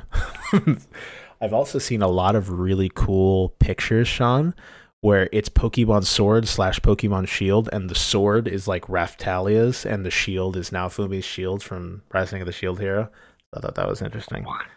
I don't know who the fuck put those together, but they were both popular at the time. So people were like, oh yeah, I'll draw art for this. But I've seen so many weird things with Rising of the Shield here. I saw one where it was Naofumi behind a riot shield, like one from Rainbow Six Siege, and Raftalia behind him with an AK-47 for whatever reason. So I don't know. An AK-47. Yeah. Okay. So Pokemon has been announced. It was announced in a direct presentation, Pokemon-related direct presentation. So Gen 8 is on its way. It's in the Galar region, which is based off of Europe and European regions, which is also funny because I've seen a bunch of memes of trainers with like Cockney accents yelling at each other, not being able to understand anything they're saying. This game looks fucking gorgeous, dude. Like, this game is fucking gorgeous from what I've seen. For anyone that played the Let's Go games, I'm sure you have a good idea of what it looks like, but this is all like brand new Gen 8 stuff. It looks really, really pretty. So far, we don't have a release window as of right now. It's just later this year. So we know it is 2019. And again, I'm just ecstatic. They also revealed the 3 new starters, which everyone has been harking on, which I get kind of. There's Grookey, which is the grass type. It's a little monkey dude. There's Scorbunny, which is a fire type. And then we have a water type named Sobble. Scorbunny's like a rabbit. Sobble he almost looks like a little chameleon. And then Grookey looks like a monkey. People are saying that these don't look inspired, I guess. Which I could kind of see because, I mean, when you have to design 800 something Pokemon, I could see things getting a little, I don't know. They still look unique. It's just people don't like them as much. A lot of people just talk shit on newer Pokemon because they don't look like Gen 1, which I kind of understand. But one thing that I hear from a lot of people is that like the newer generations are, again, the uninspired, because like there's just silly looking Pokemon. But then you go back to Gen 1 and they literally have Pokemon based off of Pokeballs. Like there's Voltorb. It's literally a fucking ball. You have a sentient pile of sludge as a Pokemon. You have Fish 1 and Fish 2. These I don't know what the difference is in these from old to new. I like, have Pokemon designs ever been inspired? They're literally just based off of animals. They've always been. So I don't know. I think they look fine. Grookey looks a little too primary, like there's not enough to him, but I guess he's a monkey. I don't know. But I only kind of understand it. I think people like to gripe on newer Pokemon just because it's not a Gen 1 game, and everyone's like, oh, Gen 1 was the shit. That's all I played when I was a kid. I fucking beat my dick to Pikachu kind of thing, and it's just... Come on now. I don't know about that. They also had a weird shot during the trailer where a trainer was walking into almost like a soccer-like stadium. And obviously soccer is really large in Europe, so it'd be cool if there was like some kind of Pokemon soccer-related minigame. I have no idea how that will work, but I'm pumped for this game. It looks dope. They showed off some of the combat. It looks a lot like Let's Go, except they took in Let's Go, they had a very interesting thing, because with Pokemon Let's Go, the way it works is the Pokemon show up on the overworld. You can see them and you can walk into them, and that's how you start the fight, which I thought was a cool little touch. It made the game a little bit different because you could actually see the Pokemon you're running into, but it looks like they've gone back to random encounters. So I understand the reason they wouldn't have it, because Let's Go was entirely inspired by the Pokemon Go fad and all that in the app, which is still going pretty strong. But so I understand why it wouldn't exist and they go back to random encounters, but I always thought the Pokemon in the overworld was a cool thing. Also, when you think about it, they only had 150 in Let's Go, the original Gen 1 Pokemon. They have 800 Pokemon now. I can't imagine rendering 800 Pokemon models. Like, so I don't know. I don't know. I guess they have them in game and they might just have to throw them on the overworld. I don't know how that works. I have no idea how that shit works. I'm not a game dev, but I thought it'd be cool if we would see the Pokemon in the overworld thing more often. But game looks gorgeous. The trainers look adorable. It's always something you could come to expect from Pokemon. And I cannot wait to get my hands on this game. Finally be able to dust off the Switch for some reason. So that'll be that. Those of you tuning in, let me know. I know Sean's just dying of boredom, but let me know what your favorite starter is. Mine right now is Scorbunny. I've always liked fire types though. That's just been my shit. And I think rabbits are cute. So moving on forward. CD Projekt Red recently confirmed we will be seeing more of Cyberpunk 2077 at E3. Everyone breathe heavily. I am the only thing I care about seeing at E3 now. I am fucking pumped. They dropped it on Twitter, basically saying, quote, for those of you asking, yes, we will be at E3 this year. You could easily say Cyberpunk 2077 is probably one of the most highly anticipated games right now from CD Projekt Red, especially off of their huge success with The Witcher 3. Everyone is riding their coattail, excited to see what they pump out next. Basically, I'm trying to skim through my notes here. I did them very quickly. I misspelled like 6 words in this thing alone, so I'm trying to get an idea of what I was saying. That's about it. I don't know what this is I wrote here. I can't even read it. But yeah, it's confirmed to be at E3. That's about all we know. We saw it at E3 last year. We saw they did have a bit of a gameplay, not at E3, but they showed gameplay off on YouTube afterwards, which was shown privately to people. And I think they had a demo as well at E3 2018. But I'm excited to see more of what's coming. See what's next. More of all I need, dude. All I need whatever they showed to the people behind the screen, whatever their gameplay demo was, just bring that out to the forefront. Don't give me a cinematic. Just sit someone down in a fucking chair and have them play through a mission or something like that. Just showcase your game. I don't want cinematics.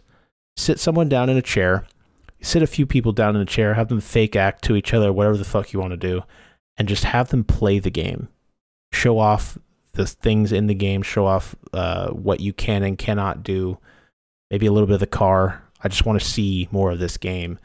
From what I've heard from everyone that did get to play the demo, the game feels incredibly good. Because a lot of people's gripes or possible gripes was the fact that CD Projekt Red has never done a first-person shooter. So how good would the first-person shooting mechanics feel? But from what I understand from the demo, they feel super solid. Like everything feels really crisp and good.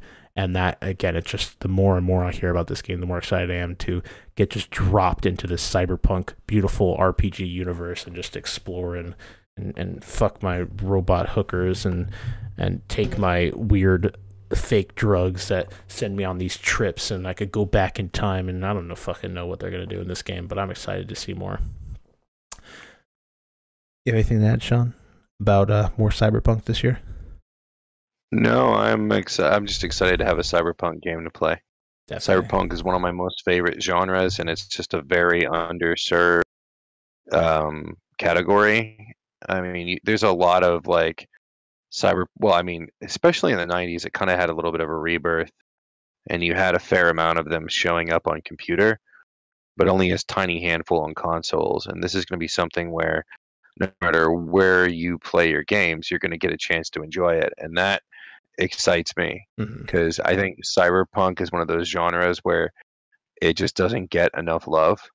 Definitely. So I'm very excited to The only cyberpunk game I've played besides this one, hopefully when this comes out, will be the that bartender one. And that did nothing to, I mean, it was cool because it was just set in there and you kind of got to see the like daily going ons more of than just like the bigger and grander things. It's just like, oh, I'm just the bartender. And I talked to robot girls that are sex slaves. Wow, that all kind of came back around on its head. That's nice. Bionic commando terrorists, shit like that. And I just served people drinks. And the music was phenomenal. Bro, I hope the music in this game's like really good. Like just like super like stupid awesome. What's the name of that genre? It's not, what's it called? Synthwave is Synthwave's one of them, yeah. Associated with Synthwave is all of those different genres. It's just they have Simpsons wave when they do make it with Simpsons sounds. It's not like a unique thing. Okay, I want that. It's been around for a long time. They just didn't have a name for it. Yeah, I want that. Just fill this game with that noise, and I'll be happy. So yeah. Got one more article real quick. This one's just more of a, oh, hey, hindsight 2020. Dog jumped on the floor because fuck him. Bruce, you're a bitch, you know that?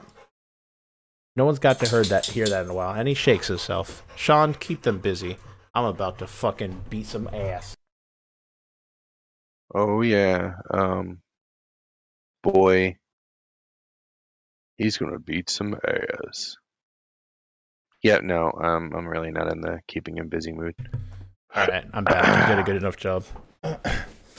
I think it just got too hot in here. He's had the fan off, so he's like, "Oh god damn, I'm dying." He jumped off the bed. So we recently found out that, again, this is like a hindsight 2020 kind of thing. Activision and EA appear on the most overpaid CEOs list. So surprise, not. Yeah. Wouldn't really expect anything else, to be honest. Quickly going under, being one of the most hated companies in the world. But I feel like it's for the practical inventors of the loot box. I don't know. I feel like you're living up to your name at this point. So, but basically, there's a nonprofit advocacy group called As You Sow. It released its 2019 Most Overpaid CEOs report. And it included two notable companies from the games industry. Both Activision's Bobby Kotick and Electronic Arts' Andrew Wilson appeared on the top 100 list, which is intended to promote corporate responsibility. The nonprofit bases its estimates on CEOs' yearly earnings based on a calculation that takes into account shareholder returns. Kotick appeared at number 45 with an annual pay of more than $28 million, which, as you so estimates, is overpaid by almost 13 mil. Andrew Wilson's barely appeared on the list at number 98 with a salary of more than 35 million, or in excess of 19 million. The median ratio between company CEO and median worker is 142 to 1. By comparison, Activision's was 301 to 1, and EA's was 371 to 1. The As You Sow list in general has a ratio of 300 to 1. So damn. Just a little guy. Just working at Subway, making sandwiches, people making $30 million to ruin everyone's dreams. Fucking yeah, but it's like one of those things. Like, it's funny that I wonder where Ubisoft fits in that, because the big three titans of sloth and villainy are Ubisoft, Activision, and EA. Yeah. Again, if you guys, how do you start off with like such humble origins and then turn into such rotten pieces? Oh, Sean. Yeah. Okay, I thought you were being taken down by EA for talking Smash. Yeah. EA, fuck you very much. Yeah. If you guys want to check out that list, it is, again, As You Sow, SOW, and it is the 2019 Most Overpaid CEO report. You could check that out, see the other companies and how they fare on that list. So that's about it for the news. Nothing really crazy going on. So we have our main topic. So we're going to talk a little bit about Anthem, what we think about it, and lead that into our biggest disappointments in gaming. And what else was I going to say? Games that we can agree are shit, right? We can look at them and objectively say they are bad games, but something about the bad qualities that they portray makes them enjoyable. So we're going to talk about that real quick. First, let's talk about Anthem. So, Sean, Anthem, you've had some time to delve into it. What do you think about the game? 2 weeks? Yeah, about 2 weeks. What do you think about Anthem? I think it was a waste of $60-$70, but I knew that getting into it. Anthem to me was like that train wreck that I couldn't help but want to see. Mm-hmm.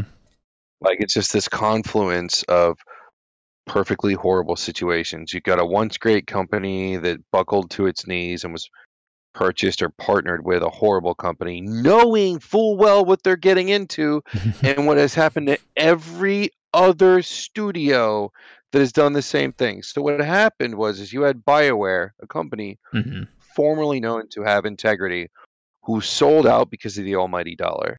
And bear in mind, it's not like they weren't doing well before.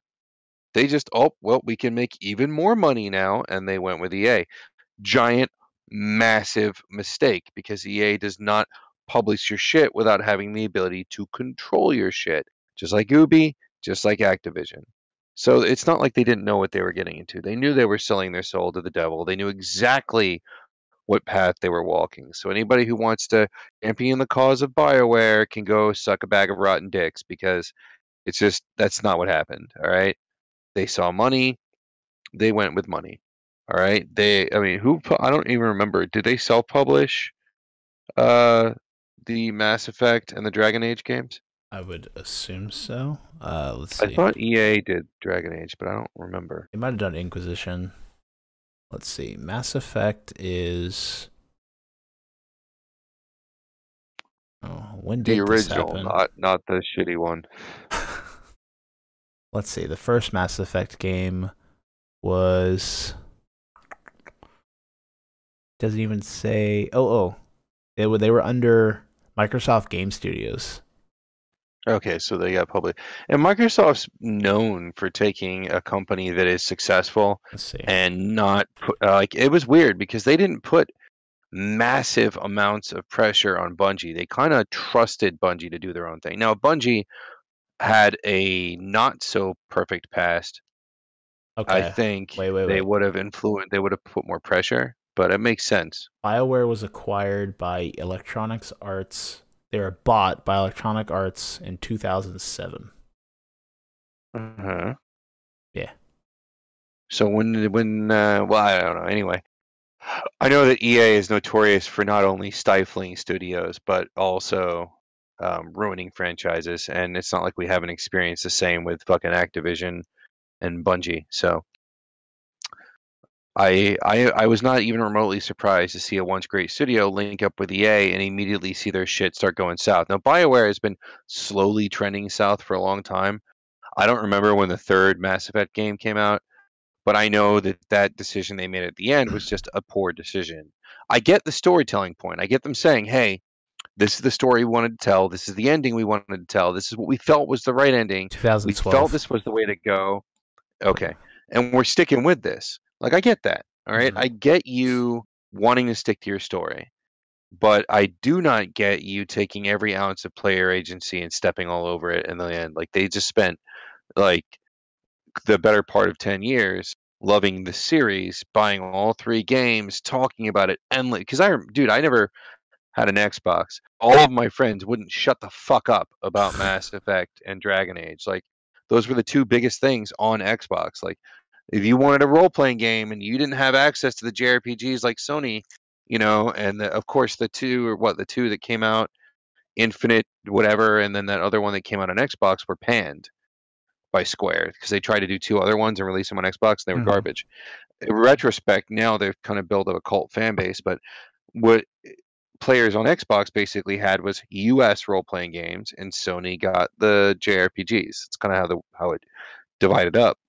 So for Mass Effect and for Dragon Age to have done so well, and then Dragon Age eventually crossed over with I think the third one, and Mass Effect did too with the third one, right? Um, then all of a sudden it was everywhere, and people just would not stop talking about it. And I watched them play it. And I liked how involved it was, but there was just a lot about it I didn't like. It just wasn't my thing, and I think I probably would have been more into it if I had had more time. But I was playing so many other games at the time. But they started their downward slide then. And then there was some choices and some activities that the studio took part in afterwards, and they got deeper in bed with EA. EA got more control, so on and so forth. And ever since then, it's just been drop after drop after drop after drop in quality and integrity with the company. So the last Mass Effect game did not surprise me. I was kind of expecting it. And for Anthem to come out even remotely good is probably just the lasting bits of BioWare carrying over because they lost that one guy, then he came back and he's in charge now, and then they lost the writer. A bunch of people have jumped ship on BioWare, a bunch of influential members, two major ones. One of them came back, but I didn't expect it to be good. First of all, looter shooters as a genre has only been done well once. Once. That was it. There's only one franchise that did it right, and that was Borderlands. Yeah. And Well, somehow they managed to make on a launch. series. On launch, did it right. Yeah, I get Yeah, you. but Borderlands wasn't supposed to Borderlands was a complete experience, Yeah, on a launch. 100% finished and complete experience on launch, and then you were able to purchase occasionally it's like small little bits of DLC content and whatnot that just added some flair and flavor that were really good. Borderlands wasn't the best at telling a story in the first game. Most of it was context stuff. You didn't really get as tight of a story. Even the second one wasn't the strongest of narratives, but it just did a lot better than the first one. And then the third one had a really strong narrative, but the world wasn't designed as well. The 2.5 or whatever pre-sequel had a really strong narrative, but it didn't have the map wasn't too well with the connective tissue. There are huge expanses where there's just nothing, and then there was Yeah. the enemy populations would be super dense, and the other game wasn't like Anthem. that. Anyway, Anthem. yeah, Anthem, looter shooters suck. All right, I enjoyed Destiny because I played it with friends, because the voice acting was good, because the music was good, because the set pieces were pretty decent, but huge part of it was the shooting was just so sharp. Well, one thing Bungie was good at was taking a formerly PC powerhouse, the first person shooter, which had only had small bits of success on consoles. Like Red Faction was a big one, and then Bungie came along and was able to make a first-person shooter a 100% viable, universally loved genre on console. And before, you had some half-decent to abysmal Doom ports, occasionally another id port, and you had Red Faction and a few others, and none of them hit the level that Halo did. So it doesn't surprise me that Bungie was able to again give you just really sharp, really good feeling gunplay, and the way the characters controlled was great. The system wasn't great, the powers weren't great. There was Anthem. I'm getting there. Anthem doesn't have that. Anthem has a lot of fun action. The gunplay, it's above average, but it's not great. But the flying, I don't even the know if I would mobility, say the feel of the guns I think is pretty shitty, to be honest. I don't feel like any of the guns feel unique, to be honest. I think that I've used them all. I think that moving around, they have some variety. I think that, I just mean for like the impact. I think the sound design's good in this game, but I don't feel like there's enough like feedback to actually hitting things with the guns. Like a lot of enemies will just kind of stand there and watch numbers bounce off of them. And the only gun that I felt like truly felt super satisfying to use was the Devastator, which is that charge up sniper.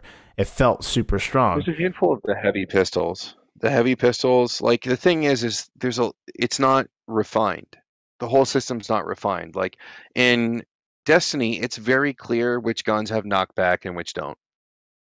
So I'm taking this gun in because it's got knockback, because if they get knocked back, they can't shoot back because they're busy staggering. So staggering becomes a mechanic. There was shotguns you would carry just because they fired really slow, but you were guaranteed to stagger. So they get knocked back a couple of feet, you could switch, and you'd be able to throw in a couple extra bullets. There was a lot of depth to the gunplay. And whereas not all, obviously, with the amount of guns they have in Destiny, just like in Borderlands, they're not going to all feel 100% different from something else you've used, but they're all different enough. At least the good guns. There's the disposable ones nobody gives a shit about, but the good guns all feel fairly different. And in this game, the differences aren't enough. There are differences between the guns. I can clearly see them, but they're just minor, or they're so vast that you don't even opt to use the other ones. Like there's only 2 marksman guns that I fuck with, 3 sometimes, but I use one that's got high impact and it fires real slow, but it does a lot of heavy damage, and I use one that fires 3 rounds at a time. With the pistols, there's 2 pistols I use. One of them's got heavy knockback. The other one lets me fire as fast as I want, as fast as I can feather the trigger. But the heavy pistols are heavy damage items. The LMGs, the faster they fire, the less well they handle. Outside of that, there's really no significant difference between them. They're big ass fucking machine guns. I haven't noticed much. Again, the same thing with the assault rifles.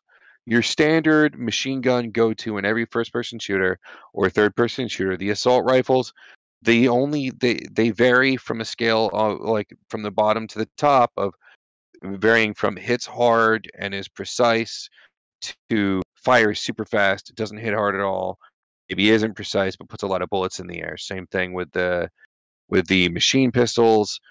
Like, it's just, you can look at all of the different classes of weaponry, except for the grenade launcher, as a lot of ammo in the air, not accurate, to not a lot of ammo in the air, but high impact and accurate. And that's the gamut. Except for, like you said, the Devastator is very unique because it causes 2 types of damage, blast and the standard penetration. Its penetration damage isn't shit, but the explosive damage puts it ahead of guns that you get later in the game. So it's very unbalanced. So you're right. The variety in weapons isn't there. There is differences. It's just not. It doesn't feel as unique or as much time and thought put into it as Destiny did. To have. Are you still there? Yeah.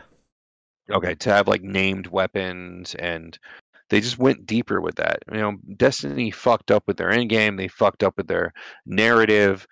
They fucked up in a lot of ways. They fucked up ripping off their people. We've talked about that before, ripping off their community, lying to their community.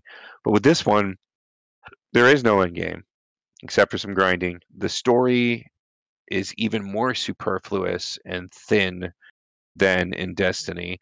you are able to impact characters' lives and cause certain things to happen, but none of it really matters. I mean, it gives you a little bit of visual tone difference. As I played through it, the hub, the small little hub that it is, has slightly expanded. A few hallways have opened up. Some uh, uh, rigging and construction stuff with it is moved around to different places. I've seen scaffolding pop up in some places. They're starting to fix other buildings now. You know, they're talking about fixing the fountain, this, that, the other. I've seen more people show up. There's more NPCs walking around doing nothing. Yeah, stand there And with their more hips on their characters shoulders have showed up. or Yeah. hands on their Like you hips. can see the place coming to life, but there's so many problems with it. Like none of the story really has any impact on you. It doesn't really feel, it's all like window dressing. Like, yeah, that's nice. It's okay. But it doesn't make my game better. It doesn't make my game deeper. Most of the characters I don't care about. There's been a couple, they're all extremely well voice acted by well-known voice actors and TV and movie. Well done. There's some good humor points in there. There's some interesting little stories. It's just it doesn't seem to go anywhere. It doesn't seem to impact the direction of the game. So it's all optional and has no consequence. You might have somebody open up a baking stand, but the baking stand has nothing to do with it. You can't buy bread. It doesn't give you bonuses. You don't develop with them. They don't end up giving you quests later. Like none of that happens. So you meet characters, you do quests where you can help them as a nice guy or help them as an asshole. But in the end, I don't know if they make different choices. And if they do, all that means is one stand either has bread or doesn't. Yeah, one has Or bread, one one character has is, donuts. Yeah. or you see a character that used to be standing there and maybe they just don't stand there anymore. That's the result of you taking the asshole path. But does it change the way the game goes? Does it change how the hub develops much? It is. And I think that would have mattered more if you had longer relationship with characters. Most of the NPCs that you go in and talk to and you become part of their story in between missions like 3 or 4 times, you never talk to again. And you might see, like I said, a stand open up or maybe a building gets repaired or something like that. And that's nice. But then that's it. That's all that happens. Nothing more. And for 30 hours worth of content and for being a BioWare game, you would expect to have a living, breathing world. And this is a hub development that you might have seen in a game from 15, 20 years ago. There's nothing advanced here. There's no revolutionary ideas. They're not doing anything new. They're not even doing stuff that was new 5 or 10 years ago. It's dull. There's no depth. You know, they say that you've got a living, breathing world you can influence. I've watched the trailers, the original trailers. They're lies. Yeah. It's very nothing is true there.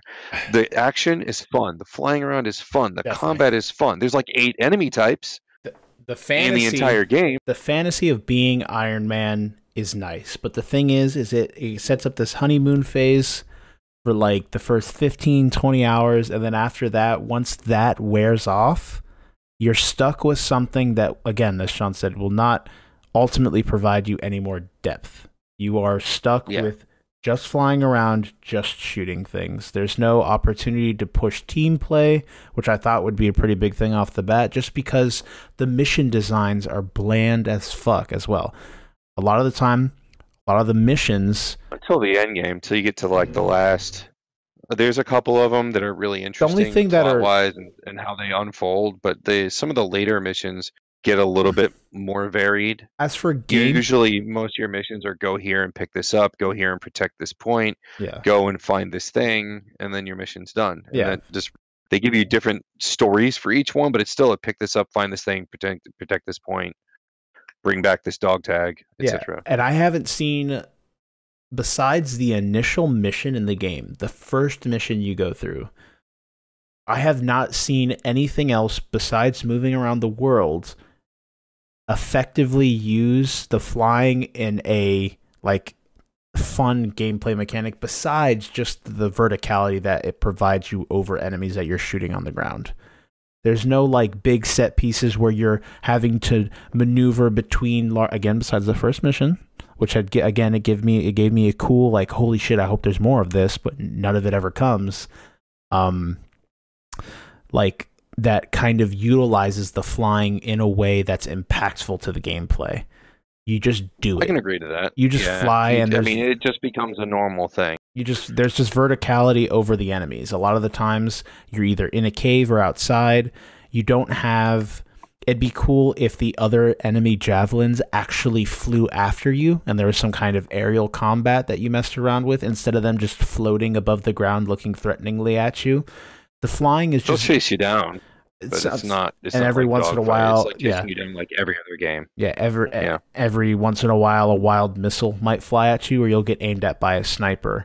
But nothing in the mission structure itself, besides picking up echoes that are scattered around the place, like utilize the flying to its potential. And again, that's the worst part. There's potential. I could see it. Yeah. You can see that there's something. Go ahead. You can see that there's something here that can be expanded upon, but it's not going to happen anytime soon. And the way EA acts before, as what they've done before, for all we know, they might just make BioWare a skeleton crew, put like 3 people on the game to support it, quote unquote, and throw the rest of the people onto developing another project or the next Dragon Age, or just close a studio, something along those lines. BioWare in name only. Yeah, and then we don't see any of this potential realized because whoa, EA kind of thing, and it's again another thing that bothers. So I think the game has not sold well at all. It's failed critically. It's failed commercially. At least critically, it's been mixed reviews. People praise the combat, and everything else is shit. From what I've seen from at least like publishers, it's between a 6 and a 7, and a 7's rare.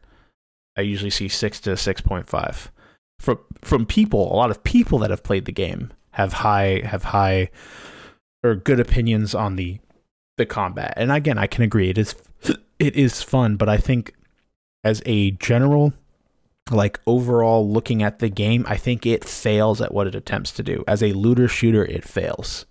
That's why I think looter shooters need to be a dying genre, because you cannot. I think looter shooter as a service, as a games as a service kind of thing, where you're planning on having the game run for several years, is just a bad idea.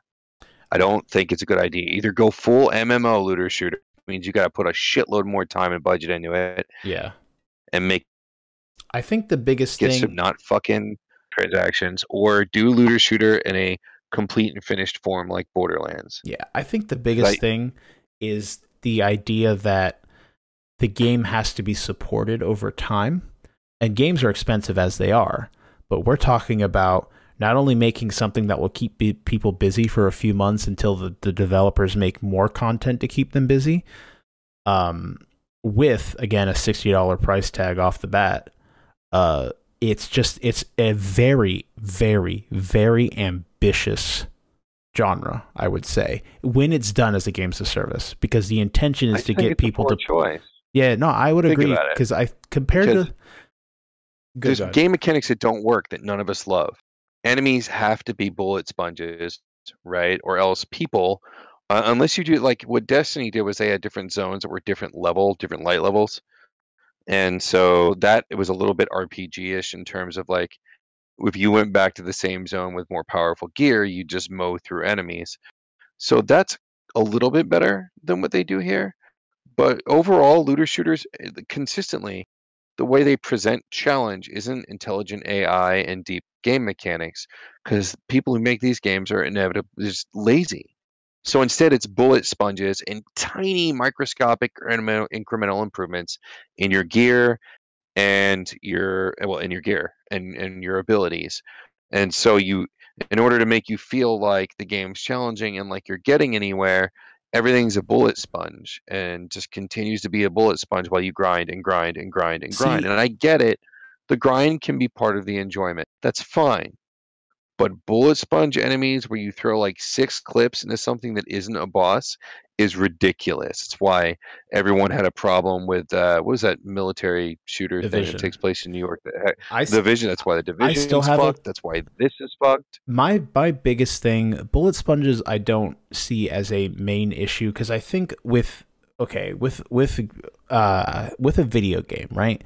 The idea of this video game, a lot of pretty much every video game by nature is repetitive. That's the idea. The idea is making All what video games, yeah. yeah, the idea is making what you're playing through, you are changing it variably, very smallly, very small. You're changing it very The idea is just minimally. to trick the person Yeah. to not realize that it's it's repetitive. that it's Yes. repetitive. Yeah, yeah. So as Game design 101. yeah, with looter shooters, the thing is what has to hold them up is the gameplay. That's why Destiny does so well. Division provides a different style of gameplay. My biggest problem with bullet sponges in Division is the fact that you're not shooting at aliens, you're shooting at people With shields and wearing shit. armor. I'm But shooting. it boils down to the same thing. Like, if you're gonna do something like Destiny, or you have to think ahead into how everything is supposed to make sense, and it only makes sense to a certain degree. And even then, it just goes too far with the bullet sponges, where it takes us 15 minutes to clear a fucking room. That's ridiculous. You got 3, 4 guys in there who know how to play, who are landing headshots, and you're still sitting on a platform, ducking for cover for 15 minutes. It's too long to spend in a room unless there's a dynamic strategy going on where you're consistently changing or having to switch to different platforms. And that's more like raid mechanics. But if you put thought into your design, if you put thought into the Division, you put thought into Destiny, there are ways to make these stories and these universes work without resorting to cheap tactics and cheap mechanics to make the game work. And with looter shooters, they don't do that. They don't put that kind of time in because I think a large part of it is because microtransactions have become such a mainstay. They don't have to, because now the microtransactions can fill that role. They can fix things later with microtransactions, with add-ons and shit like that.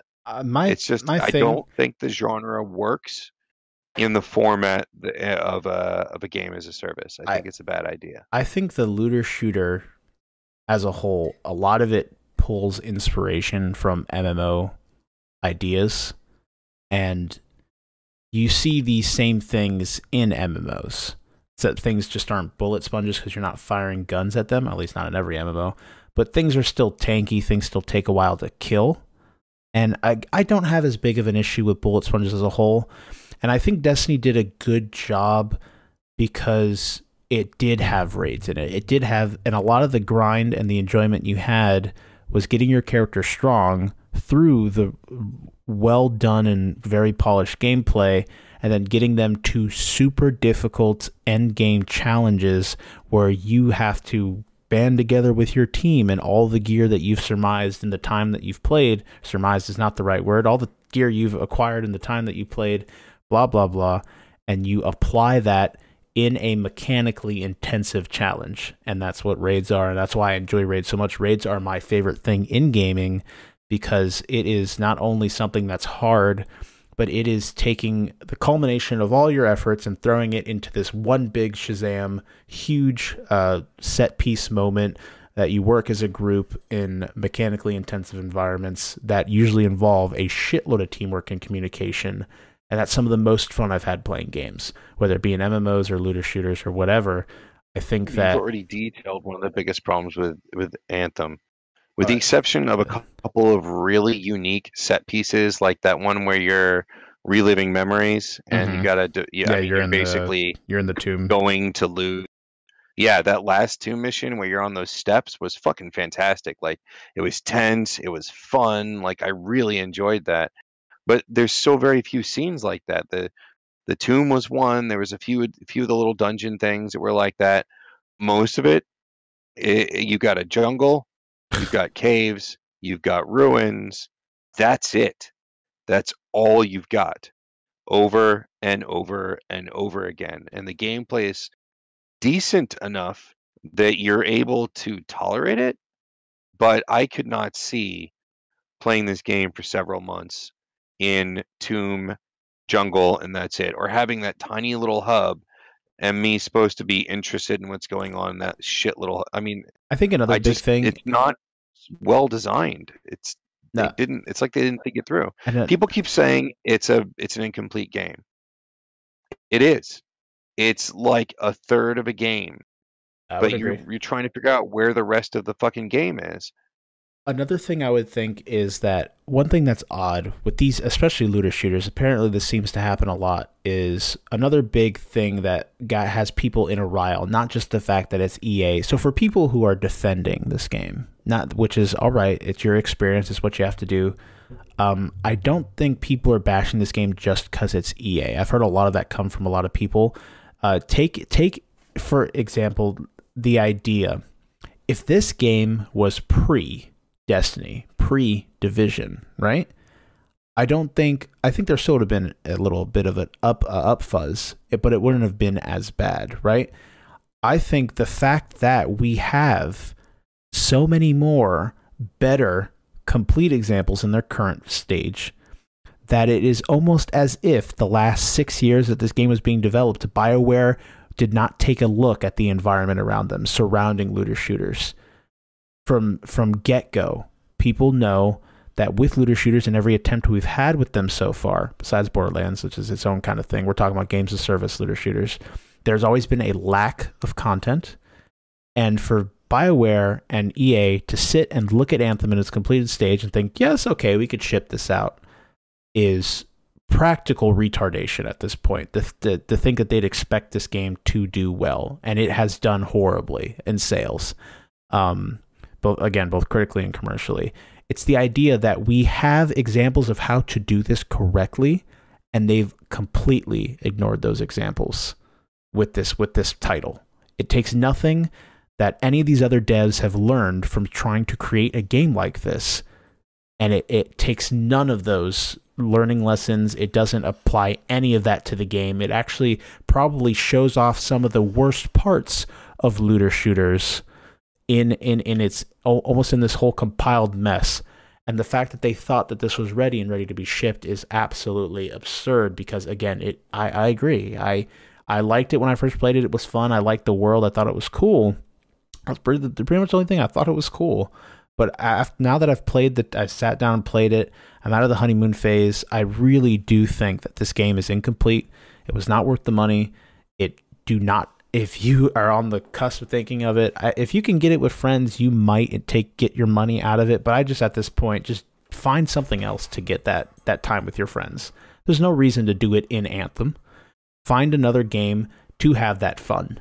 And then just don't give this game any money. Don't buy the microtransactions. Again, that's just something. No, the microtransactions are trash. I can't see anybody putting money. Yeah, in microtransactions. The store's been pretty trashy for real, to be honest. And there's a lack of cosmetics in this game with such a huge push for personalization. There's like two or three sets of armor that you can acquire, and the third one is from the store. I mean, you have to buy it. They change it per week to what you can unlock. Each week there's a new set you can unlock, and then a new set you can buy. So it's just, I don't know. It's just, I agree. Initially I did not. And I think I have this issue. The reason a lot of the time my opinion on games change so often is I like to talk about games while I'm in the honeymoon phase, because that's when everyone's talking about it, when everyone's experiencing it for the first time. So I have an opinion on a game because I'm enjoying it for what it is and it finally being here. But as I further take in what the game has to offer, my opinion quickly changes, because then I realize, oh, hey, this isn't really that good. I mean, I had fun, and I like to defend the fact that I did enjoy it, and a lot of people are still doing that. And again, that's fine. It's part of how we experience these things. A lot of times it's just the joy and hype of it actually being here and being able to partake in it is where you get that defensive nature, like, oh, this isn't as bad as people say. But I really truly do believe that the scores that it is getting it are warranted at this point for everyone. Now people have deemed it as the worst thing to exist, which I can't necessarily say. It's pretty shitty, but it's not the worst thing to exist. And I think a lot of that is clickbait, its own thing, confirmation bias, all that other shit. That's a conversation for another time. But I do think from mission structure to pretty much the only thing that's redeeming about this game is the graphics and the gameplay. It is a beautiful game. It is very pretty. I'll be honest, man. I still enjoy playing it. And again, that's fine. Nothing wrong with that. You know, you've heard me say time and time again where something's just a disappointment because you can see what it might have been. You can see what it could have done right. You can see how it was so close to being something that was really good, and then it just fell to the side. I say that about anime all the time. There's Yeah. shows we've watched where we're just, like there was all this potential. I use that word all the fucking time. There's so much potential for it to be good Hmm. and be so much more. And Anthem could have changed the game. Like a lot of times when we play Destiny, it was just like there's all this terrain that looks so attractive that you want to explore and you can't. And you can here, except for that weird storm layer that pushes you down. But there's just a massive amount you can explore here. And I love exploring. Ask Kyle. It's one of the reasons why it drives him crazy when we play War. Well, I liked 76. My favorite part of 76 was exploring. Yeah. I love exploring, and I love going. I love going into free play and flying around and fighting random things and seeing players and rescuing them. That doesn't get super old for me. It's just this has become kind of a Minecraft thing for me now. Like I have the last mission that I haven't done it yet, because I really don't care when I finish this. To be honest, but I go in and free play. I grind for loot stuff, which is all again just it feels very thin compared to. It's sad when you can sit there and say Destiny's a better game. Is my problem.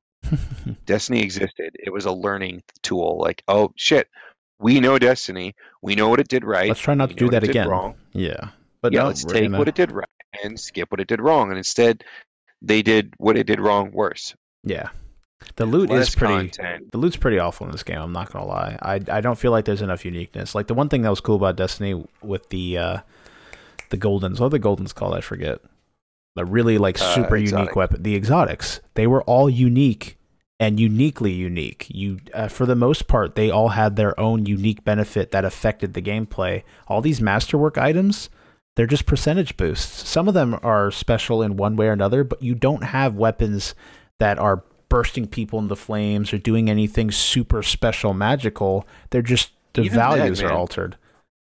They had hand cannons and scout rifles and stuff like that even though they weren't exotic were just so well balanced or well made that like I could start up Destiny 2 right now, look at my portfolio of weapons that I had saved, and there's like all these just really great weapons that I didn't even have to use an exotic to just slay. Yeah. Because I worked hard, I ground out these weapons. Like Destiny's problem wasn't its loot.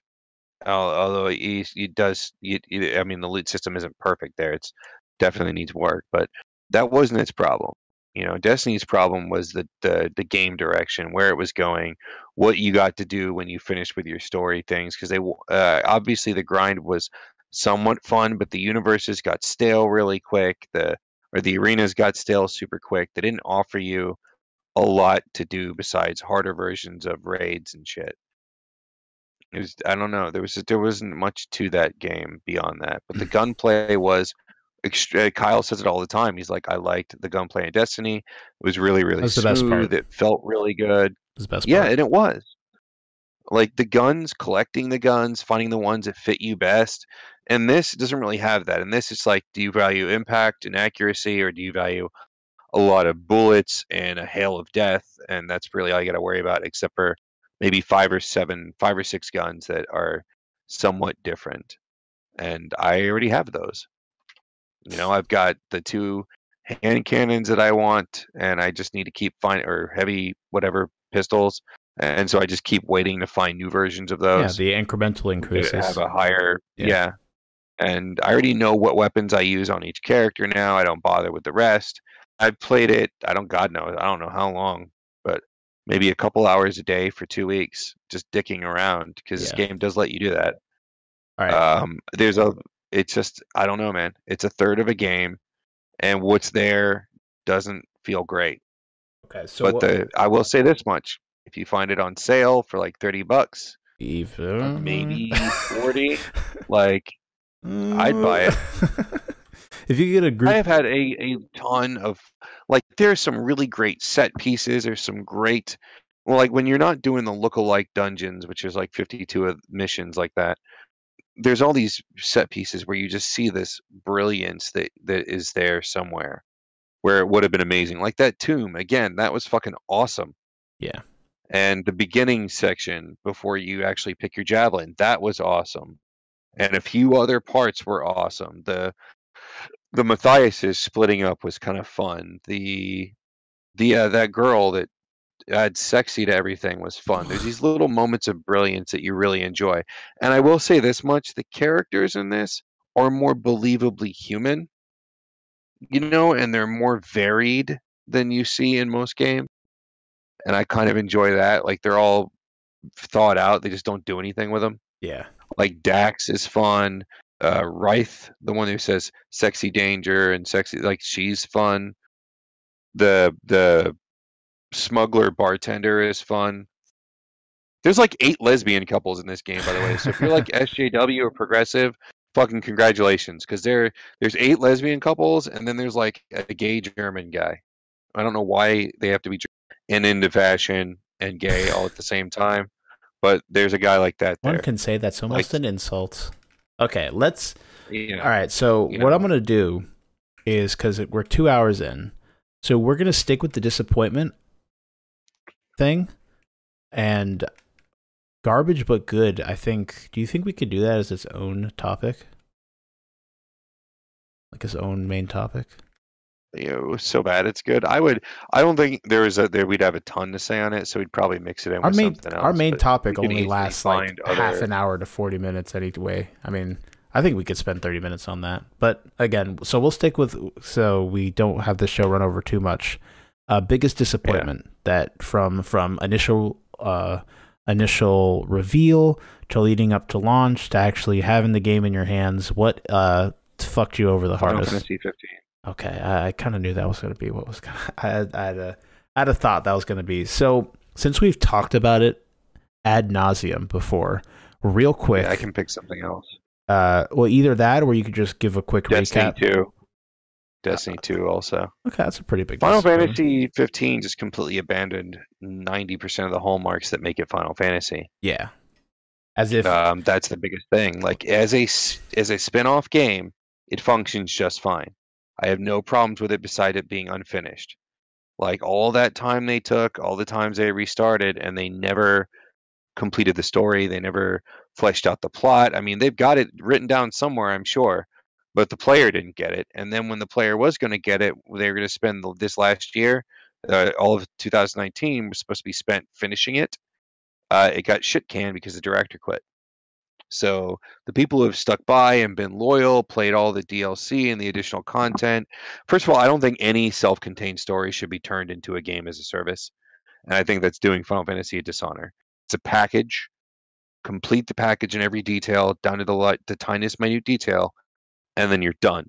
You can do a new story in that universe, but do not try and carry that game on. I think that's a huge mistake. I'm not gonna lie, I hated that shit, because when the characters disappeared for arcs of the story, I knew, like, that's DLC.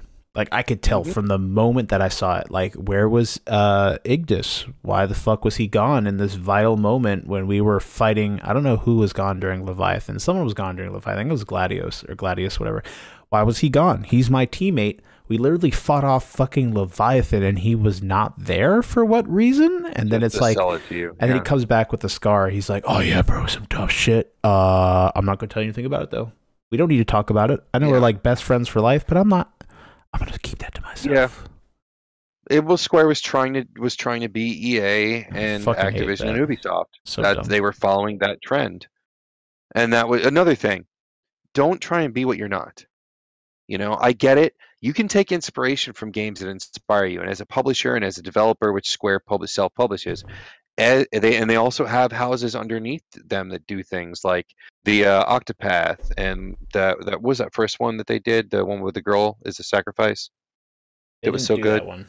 That was like Chrono Trigger. That wasn't Square though. That was a completely different company. I thought Lost Square. No, Square. Sen was Sacrifice. No. Yeah, no. Well, anyway, it doesn't matter. Square published that though. Yeah, it's the same guys that made Octopath. It's that same studio. Is it? It was like Tokyo RPG something. I Am Setsuna. That's what it's called. I Am Setsuna. Yeah, Tokyo RPG works for Square. There's like 6 or 8 small studios, art house RPG studios that work for Square. Did they They either work for or are owned by. I don't think RPG Studio made No, I'm thinking of something else besides Octopath. There was another one that came out right before it. I think they did that. who developed But I that? thought they might have. Let's find Anyway, out. the long and the short of it is Square knows their shit. They know it inside and out. And every time they've done a Final Fantasy, it's been different than the one before. It was developed they've by carried Square Enix. That's all it says. It doesn't Well, say. they carry certain mainstays over. Yeah. There's a spirit that continues throughout the entire series, and that has always been there. 13 had the storytelling spirit, although the story ended up being a bit trash.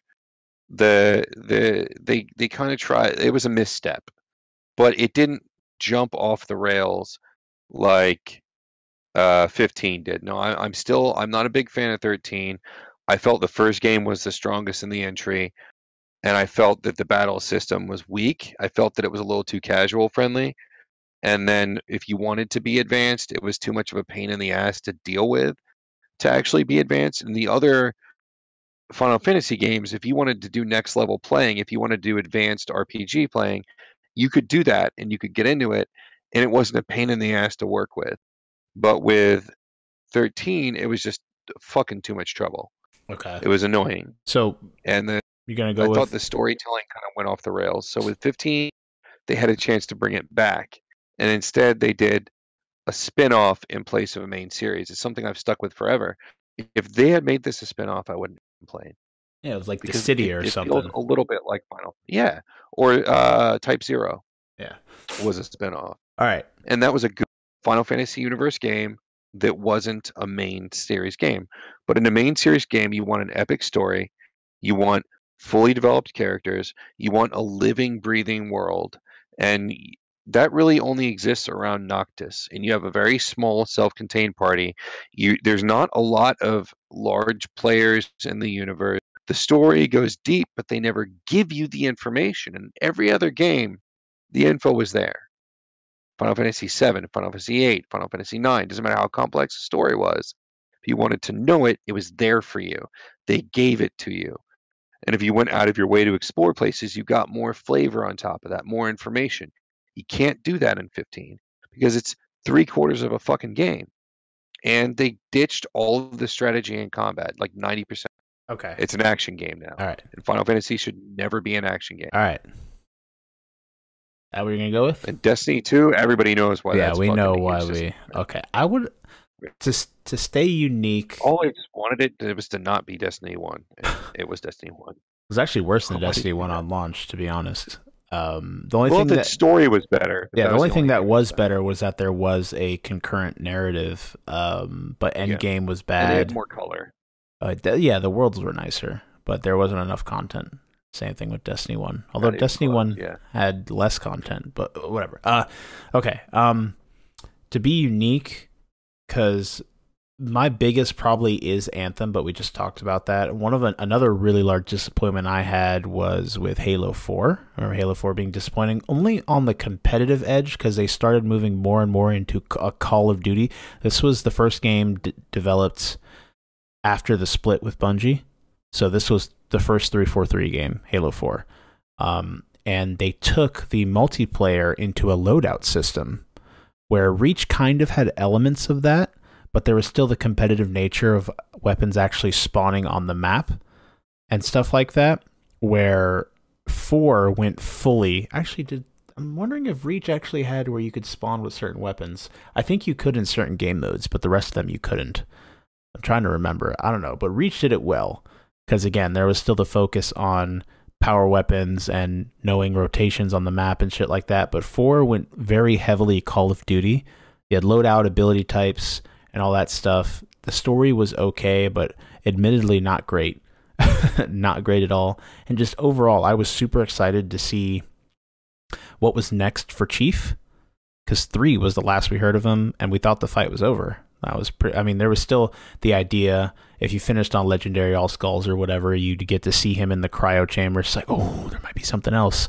And seeing him come back from seeing the first big trailer of him in space, like waking up and shit, like my little child mind had like multiple aneurysms on the spot. Like I was just so ecstatic to see what was going to come next from the Chief, and overall the game as a whole was pretty disappointing, I have to say. And it was just like the first time where it was like, you know, when like a child loses their innocence. I felt that first major slap on the ass from the world, letting me know that, oh, hey, not everything is hunky-dory and perfect. And that was where it came from, 343 Studios, and that slap on the ass to Halo 4. But my favorite game series up to that point was falling apart, and I went and cried in my room. So that was quite a large disappointment. I think a lot of people would agree from 4 to 5 that those games, a lot of people don't even regard them as canon because they're just so fucking bad, at least in a lore perspective and story wise. I thought Halo 4 was good on the lore. I just think they made you work too hard to get it because you had to do that side mission shit. The Spartan Ops, the one that gave the story, Spartan of Ops. how she got where that dude got teleported or whatever. Yeah, that weird coffin thing. Yeah. So I didn't mind playing through 4. The story didn't feel personal anymore. I mean, it eventually it did because she died, but on your way up until she started really wigging out and you started realizing that was a huge plot element, like it just didn't feel personal. It was just like, oh, John's trapped in another situation with more. Yeah, she wigged out all through 3 too. So like, we knew she was wigging out. I just didn't understand that it was something to do like. Realize that like it wasn't clear to me what happened to her when she was joined with Gravemind. Like I didn't get that. Like when you went to rescue her and she was saying all that weird shit, like it was never clear to me what that meant until I was playing through 4, and then I went back and watched a YouTube video on it, and somebody explained how that shit started when she was like joined with Gravemind. I mean, it was going to happen regardless because AIs, if they're not serviced, it happens. But I just noticed like that there was more to it because of her bond with Gravemind. It kind of fractured her soul, so to speak. Yeah. I didn't know that. Like I still didn't know, and that just doesn't have any context. But yeah, no, I think the gameplay wise, I mean, for story wise, I just felt like 4, I don't know, was trying too hard. It just didn't feel personal. Okay. The music in 4 was good, though. It was probably my favorite part of it. The music in all of them is good. Yeah. Goddamn, some good. Yeah, even 5 had some good music, too. I didn't play through it. I watched someone play through it, but hey, what you gonna do? All right. Good episode. 2 hours and 11 minutes. I tried, but I failed. My ultimate goal is between like an hour 30 to an hour 45 episodes. We just might have to slide something out. We talked about that like a year ago. Problem is when we get on a subject, if we really wanted to give it the love, which I think what makes our show is the fact that it's less of a regard for rules and more of a regard for having a genuine conversation that the listeners can feel like they're a part of. It's a real conversation. We're not just talking about things because people are talking about them. Yeah. But we're talking about them because this is a conversation we would have even if we aren't in the podcast. We're just including people in on it. I can't tell you how many times. I think it's harder to do. I can't tell you how many times we sit down and talk, and I'm like, "Fuck! I wish I was recording that." Like, just throw it up as a podcast episode. But I think that soul can still be maintained in a shorter episode. I don't think that will detract from it. I think it's just not at all. I said that a year ago. Yeah, that's why I think we should do like our normal podcast should be an hour. We barely maybe 90 minutes on the outside.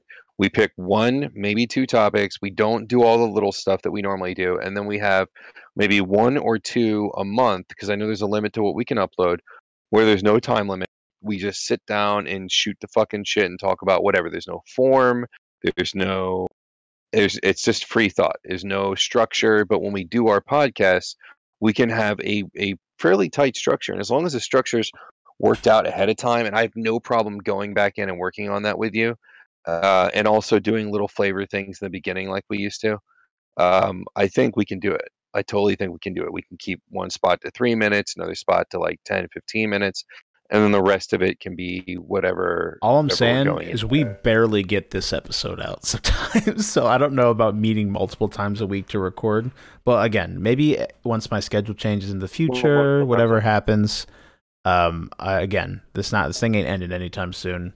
So Also, listeners, if you have feedback, if you feel like it's too long, or if you feel like we jump around too much, or we don't finish subjects, because there are many subjects where we both could go farther in and we pull back because of time constraints. Like if you or have vice opinions, versa. like, feedback is huge, man. Yeah. Well, obviously, feedback is important. Like giving feedback on what you want to see, what you like, what you don't like, that's a big deal. We need Yeah. that. We want that. If you We'll want to do take that, it. again, any method that you can direct message any of us, or Discord has its own feedback section in our Discord server. So again, whatever is comfortable with you, that as it makes ease. So, ouch. Okay, that was episode 50. What? No, 85 of the Thought Patrol podcast. Wow. Okay. I don't know. I had dyslexia, so I was gonna say 58. We appreciate y'all for tuning in. We're gonna go ahead and wrap it up, though. Sean, the honors. Hugs and kisses on all your lovely pink parts. Also, before we go, oh yeah, fuck. I shall leave you all with a thought. Actually, quite a powerful statement here. The state of Florida is bigger than England.